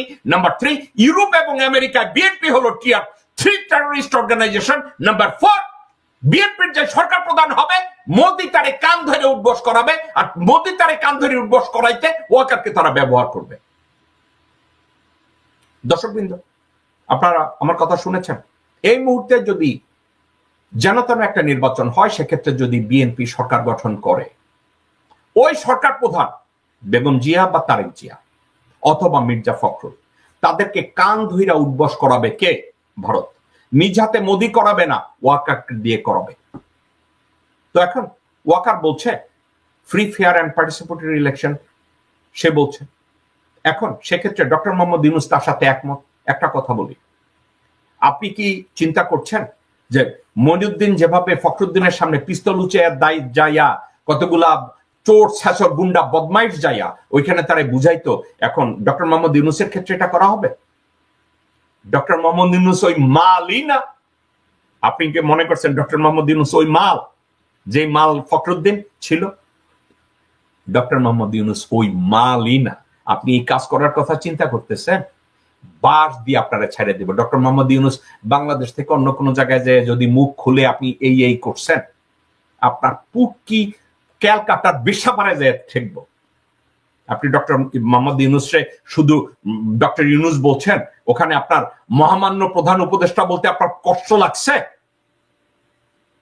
একটা কথা বলি জেনারেল ওয়াকার, আমি আজকে শোয়ের শুরুতে বলেছি, আল্লাহর অনেক দয়া আপনার উপরে, আপনি একটা পজিশনে পৌঁছেছেন। এখন ওই পজিশনটাকে যদি ইউটিলাইজ করে নিজেকে লিজেন্ড বানাতে চান, আপনাকে এর আগেও বলেছে, ডক্টর মোহাম্মদ ইউনূসের কাছে গিয়ে সারেন্ডার করে বেল খুলে, আর্মি কায়দায় বেল খুলে, ক্যাপ খুলে তার টেবিলের উপরে দিয়ে বলেন, sir you have my 100% loyalty. এই কাজটা করেন। ডক্টর মোহাম্মদ ইউনূসের সামনে গিয়ে আপনি এবং আপনার 4 principal staff officer, DGFI DG, NSI DG, police প্রধান, র্যাব প্রধান, প্রত্যেকটা প্রধান ওখানে যান, গিয়ে কোমরের বেল্ট খুলেন, ক্যাপ খুলেন, জেনারেল ডক্টর মোহাম্মদ ইউনূসের টেবিলের সামনে গিয়ে বলেন, sir you have our unconditional loyalty. এটা করেন। এরপরে বলেন যে মহামান্য প্রধান উপদেষ্টা ডক্টর মোহাম্মদ ইউনূস কিভাবে ইলেকশন রান করতে চান, তাকে কোঅপারেট করেন। ডক্টর মোহাম্মদ ইউনূসের কথার বাইরে আপনার কথার ভ্যালু 0। ডক্টর মোহাম্মদ ইউনূসের মতামত ছাড়া, ডক্টর মোহাম্মদ ইউনূসের সুপারভিশন ছাড়া, ডক্টর মোহাম্মদ ইউনূসের আশীর্বাদ ছাড়া কোন নির্বাচন বাংলার জনগণ মেনে নেবে না। আপনার কথায় নির্বাচন হবে না। হু আর ইউ আপনি বলছেন আমি আগে বলেছি। আরে বেটা, তুই প্রজাতন্ত্রের কর্মচারী, তুই আর্মি চিফ, তুই নির্বাচনের সিদ্ধান্ত নেয়ার কে? General Walker, you are not my enemy. I'd like to give you a clean slate under certain condition. ওই সার্টেন কন্ডিশনের ভিতরে প্রথম কন্ডিশন, জেনারেল ডক্টর মোহাম্মদ ইউনূসের সামনে গিয়ে আপনার বেল্ট এবং আপনার ক্যাপ খুলে আপনি ডক্টর মোহাম্মদ ইউনূসকে বলেন that you have my unconditional loyalty and support. এই কাজটা করে। দর্শকবৃন্দ, এবার আসুন এরপরে কি নিয়ে কথা বলেছে। জেনারেল ওয়াকার বলেছে আর্মিকে অ্যাটাক যেন না করে, সশস্ত্র বাহিনীকে অ্যাটাক যেন না করে। ঠিক আছে, তাদেরকে যেন অ্যাটাক না করে, তাদেরকে যেন সৎ উপদেশ দেয়। উনি নাকি অনেকের কাছে সৎ উপদেশ চায়। আসুন তার কথাটা শুনি। একটা কমন জিনিস আমি দেখতে পাচ্ছি, সেনাবাহিনী এবং সেনা প্রধানের প্রতি বিদ্বেষ কারো কারো। কি কারণে আজ পর্যন্ত আমি এটা খুঁজে পাইনি। আমরা হচ্ছে একমাত্র ফোর্স যেটা আপনাদের জন্য কাজ করে যাচ্ছি, দাঁড়িয়ে আছি প্ল্যাটফর্মে। Of course navy and air force, navy chief আবার মন খারাপ করে ইয়া করছে, navy air force all, we all আমাদেরকে সাহায্য করেন, আমাদেরকে আক্রমণ করেন না, আমাদেরকে অনুপ্রাণিত করেন, আমাদেরকে উপদেশ দেন। কোনো একটা সমস্যা হয়ে গেলে আমি জেনারেল নুরুদ্দিন স্যারের স্বর্ণপন্ন হই এবং উনি আমাকে উপদেশ দেন, সিনিয়র জেনারেলরা আমাকে উপদেশ দেন, আমি সবার কাছে স্বর্ণপন্ন হই। আমাদের প্রতি আক্রমণ করেন না, উপদেশ দেন। আমরা অবশ্যই ভালো উপদেশ গ্রহণ করব। আমরা একসাথে থাকতে চাই এবং দেশ এবং জাতিকে এগিয়ে নিয়ে যেতে চাই। সবাই ভালো থাকবেন। ওকে, উনি জেনারেল নুরুদ্দিনের কাছে কাউন্সেলিং চান। আপনাদেরকে আমি একটা কথা বলি, আমি বাংলাদেশে গিয়ে ইকোনমি নিয়ে যদি আমি কোনোদিন কারো উপদেশের আমার দরকার হয়, আমি কয়েকজন লোককে খুঁজবো। ডক্টর মোহাম্মদ ইউনূস, রেহমান সুবহান, কিছু কিছু লোকজনদেরকে খুঁজবো যারা ইকোনমির উপরে, যারা এক্সপার্ট, যাদের ক্রেডেনশিয়াল আছে, যারা কারো পা চাটে নাই, স্বাধীনভাবে যারা ইকোনমি নিয়ে কাজ করেছে, তাদের কাছে যাব। এখন তাদেরকে বাদ দিয়ে আমি যদি এই কামালরে খুঁজি, যে বাংলাদেশের টাকা পাচারের সবচেয়ে রেকর্ড করেছে, তাকে যদি খুঁজে বের করি, তাহলে কি হবে? আমি যদি ইকোনমিস্ট খুঁজতে গিয়ে যদি বানরমুখ কামালরে খুঁজে বের করি আর মনসুর আলীর পোলা নাসিমরে খুঁজে বের করি, তাহলে বাংলাদেশের কি হবে? আমি উদাহরণটা কেন টানছি দর্শকবৃন্দ একটু শুনেন। সে বলছে সে নুরুদ্দিনের কাছে যায় উপদেশের জন্য। আপনারা জানেন তো নুরুদ্দিনকে? ইঞ্জিনিয়ারিং কোরের একজন অফিসার। এরশাদ সাহেব তার ক্ষমতাকে কনসলিডেট করার জন্য নুরুদ্দিনকে টানছে, একটা সার্ভিসেস কোরের জেনারেল সে টানছে একটা কারণের জন্য। না, ইঞ্জিনিয়ারিং কোর বোধহয় সার্ভিসেস কোরের মধ্যে পড়ে না, ফাইটিং কোরের মধ্যেই পড়ে, কারণ তারা লজিস্টিক সাপোর্ট দেয়। ওকে, নুরুদ্দিনকে টেনেছে, রেকর্ড ভেঙে ইঞ্জিনিয়ারিং কোরের একটা লোককে ডেকেছে তারা আর্মি চিফ হিসেবে। এবং এখন নুরুদ্দিনের একটা চরিত্রের কথা বলি। নুরুদ্দিন তার পিতৃবংশ ছিল অত্যন্ত নিম্ন শ্রেণীর এবং নুরুদ্দিনের বউয়ের বংশ ছিল অনেক উচ্চ শ্রেণী। আমি নিজে সরাসরি নিজ চোখে দেখেছি। নুরুদ্দিন জীবিত থাকলে তাকে যেন আমার এই ভিডিওটা দেখিয়ে কেউ জিজ্ঞাসা করে, আমি আমার নিজ চোখে দেখেছি। নুরুদ্দিনের বউ যখন নুরুদ্দিনকে কল করতো অফিসে, নুরুদ্দিন ফোনের ক্যাডেল নিয়ে দাঁড়ায় যেত ভয়ে। তার বউ কল করলে তার বউ তাকে চাকর বাকরের মতো আচরণ করত। দর্শকবৃন্দ, আমি মিথ্যা বলছি না। নুরুদ্দিনকে খুঁজে বের করে আমার কথা রেফারেন্স দেয়। সে তার বউয়ের ডরে দাঁড়ায় যাইত। আমার জীবনে আমি এমন হিজড়া পুরুষ আমি দেখি না। এমন হিজড়া, এমন নপুংসক কোন পুরুষ হয়, সে আবার আর্মির জেনারেল, সে আবার আর্মি চিফ, সেটা হয়েছে। এখন ওয়াকার তার কাছে যায়। কেন যায় জানেন তো? একই অবস্থা, একই অবস্থা। ওয়াকার আর নুরুদ্দিন এত সফল জেনারেল বাদ দিয়ে সে নুরুদ্দিনের কাছে যায়, কারণ নুরুদ্দিন এবং সে দুইজনারই হাপিত্যেশ অবস্থা ঘরে গেলে নুরুদ্দিন রে কথায় কথায় বলতো, তোরে আমার বাপ লেখাপড়া করাইছে, তোরে আমার বাপ হেল্প করছে কমিশন পাইতে, তোরে আমার বাপ ইঞ্জিনিয়ারিং পড়াইছে, তোরে আমার বাপ ইডা করছে। নুরুদ্দিন শেষ। নুরুদ্দিন তার বাসা থেকে যদি ফোন আসতো, লাভ দিয়ে ফোন দিকে দাঁড়াইয়া কি বলতো জানেন? আসসালামু আলাইকুম বৌরে। আর বৌরে সালাম দেওয়ার দোষের কিছু নাই, কিন্তু এটা হচ্ছে তার নপুংসতা।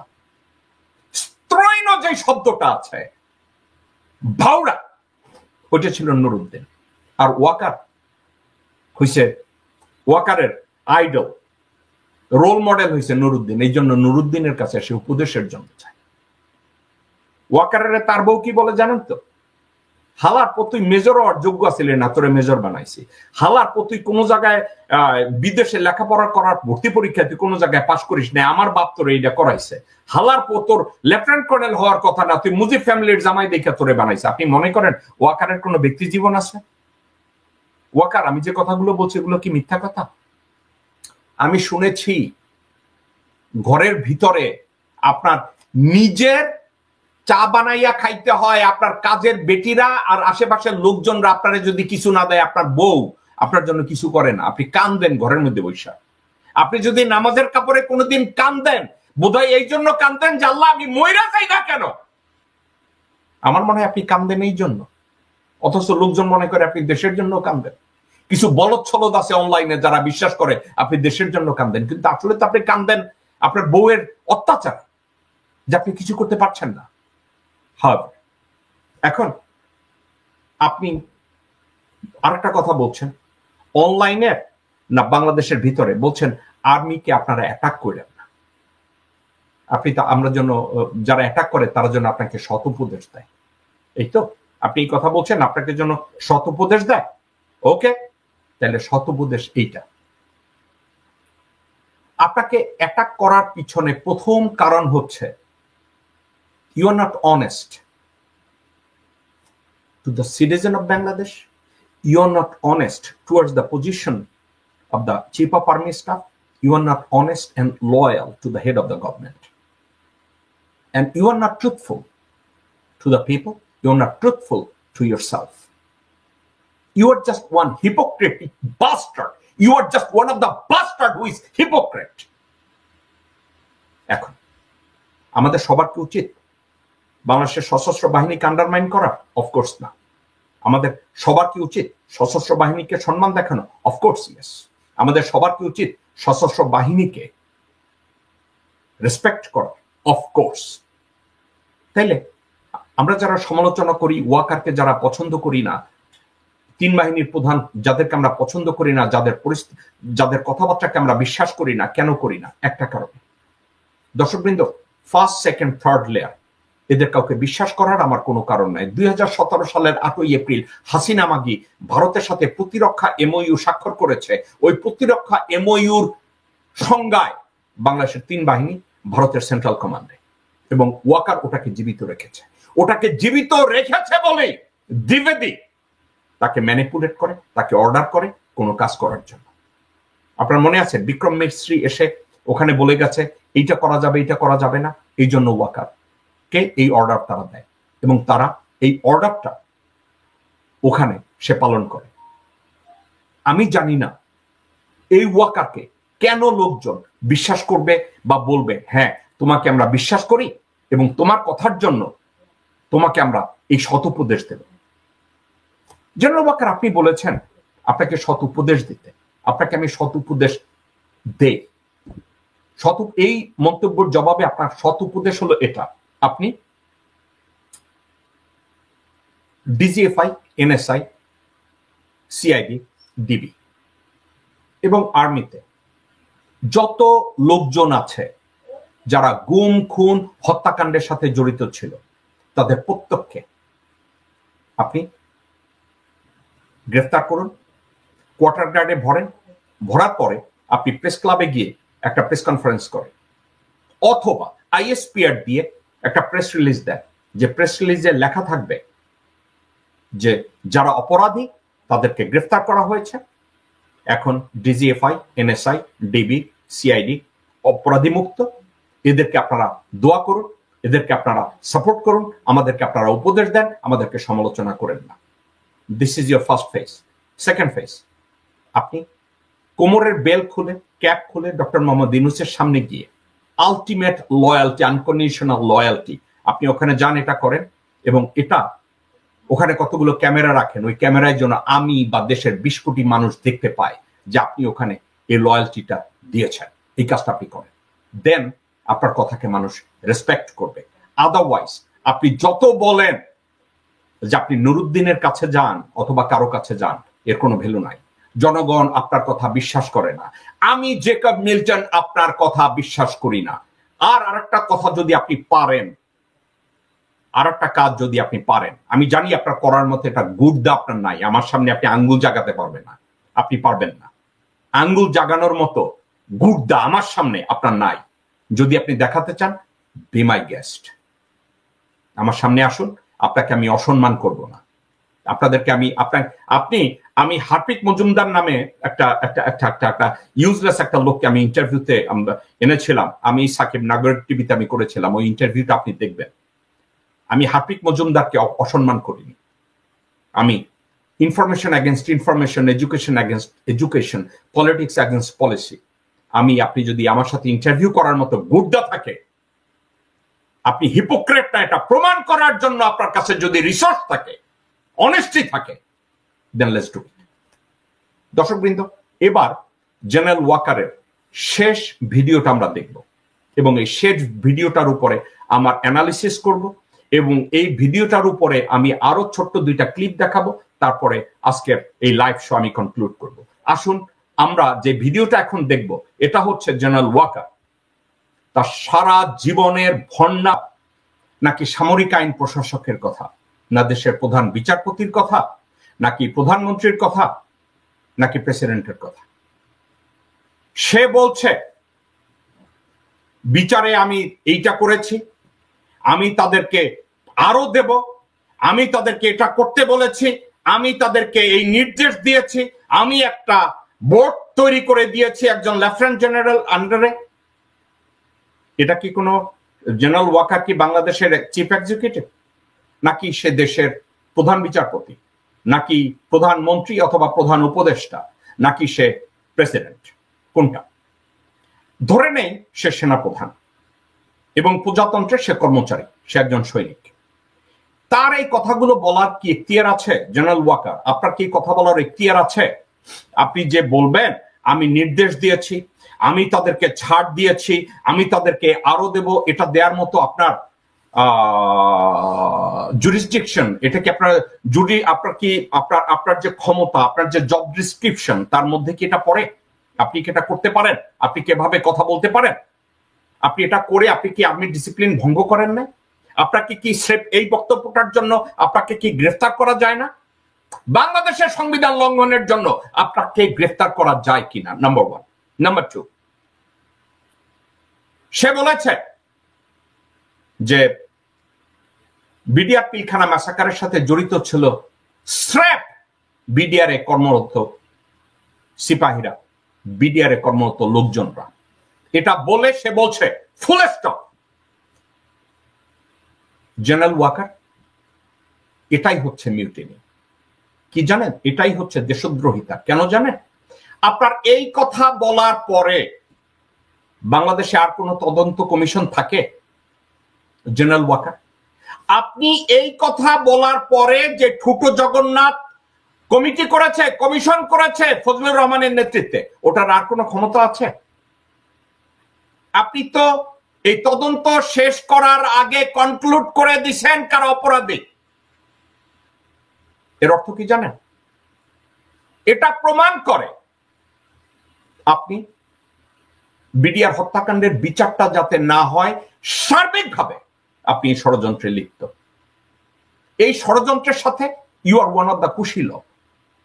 আমি এই মুহূর্তে নাম বলবো না, একজন যে আপনাকে নিয়ে মাঝে মাঝে ফরিং খেলে, বলে মনে করে আপনি দেশপ্রেমিক, তাকে নাকি সত্য কি মিথ্যা জানি না, is between you and that individual. সে বলছে যে আপনি 17 বেঙ্গলের ছিও মেজর ওয়াকার যখন ওখানে দাঁড়ায় ছিল, 46 এর ব্রিগেড কমান্ডার ব্রিগেডিয়ার জেনারেল হাকিম আপনাকে ভিতরে যেতে বলেছে এবং আপনি যান নাই। আপনি নাকি ওই অনলাইন টেলিভিশনের ইন্টারভিউয়ার, তাকে নাকি বলছেন আমি আর্মি চিফের অর্ডার নেব। জেনারেল ওয়াকার এবং দর্শক বৃন্দ, আপনাদেরকে আমি একটা কথা বলি,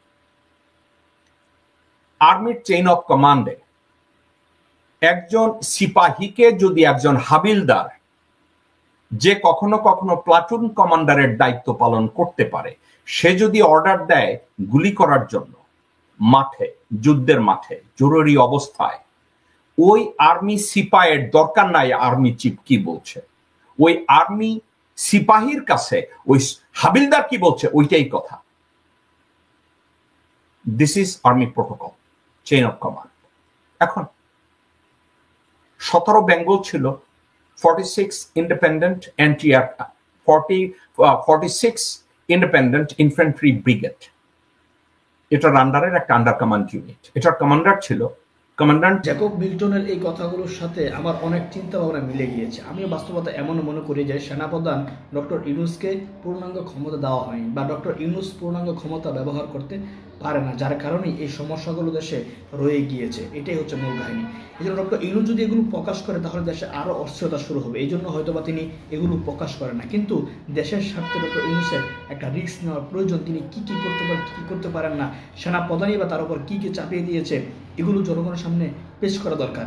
হয়তো আমরা কিছুদিন পর জানতে পারবো ডক্টর ইউনূস কিন্তু তার যেই সমস্ত পরিকল্পনা সেভাবে তিনি হাঁটতেছেন। রাজনৈতিক দলগুলোকে সোজা করেছেন, আশা করি সেনাবাহিনীকে তিনি সোজা করবেন, সে পথে তিনি যাচ্ছেন। আর জেনারেল ওয়াকারুজ্জামানের বিরুদ্ধে যদি ডক্টর ইউনূস আওয়াজ তোলে তখন সেনাপ্রধানের কিছু করার থাকবে না, কারণ দেশের জনগণ ডক্টর ইউনূসের সাথে থাকবেন। দেশের জনগণ আবার রাজপথে নেমে আসবে, আবার মিল্টন ভাই বলেছেন আবার আর একটা বিপ্লব হবে। সেটার জন্য ডক্টর ইউনূসের আমি মনে করি একটা পদক্ষেপ নেওয়া দরকার। আর না এইভাবে যদি আইনশৃঙ্খলা পরিস্থিতি চলতে থাকে তাহলে দেশের অবস্থা আরও খারাপ হবে।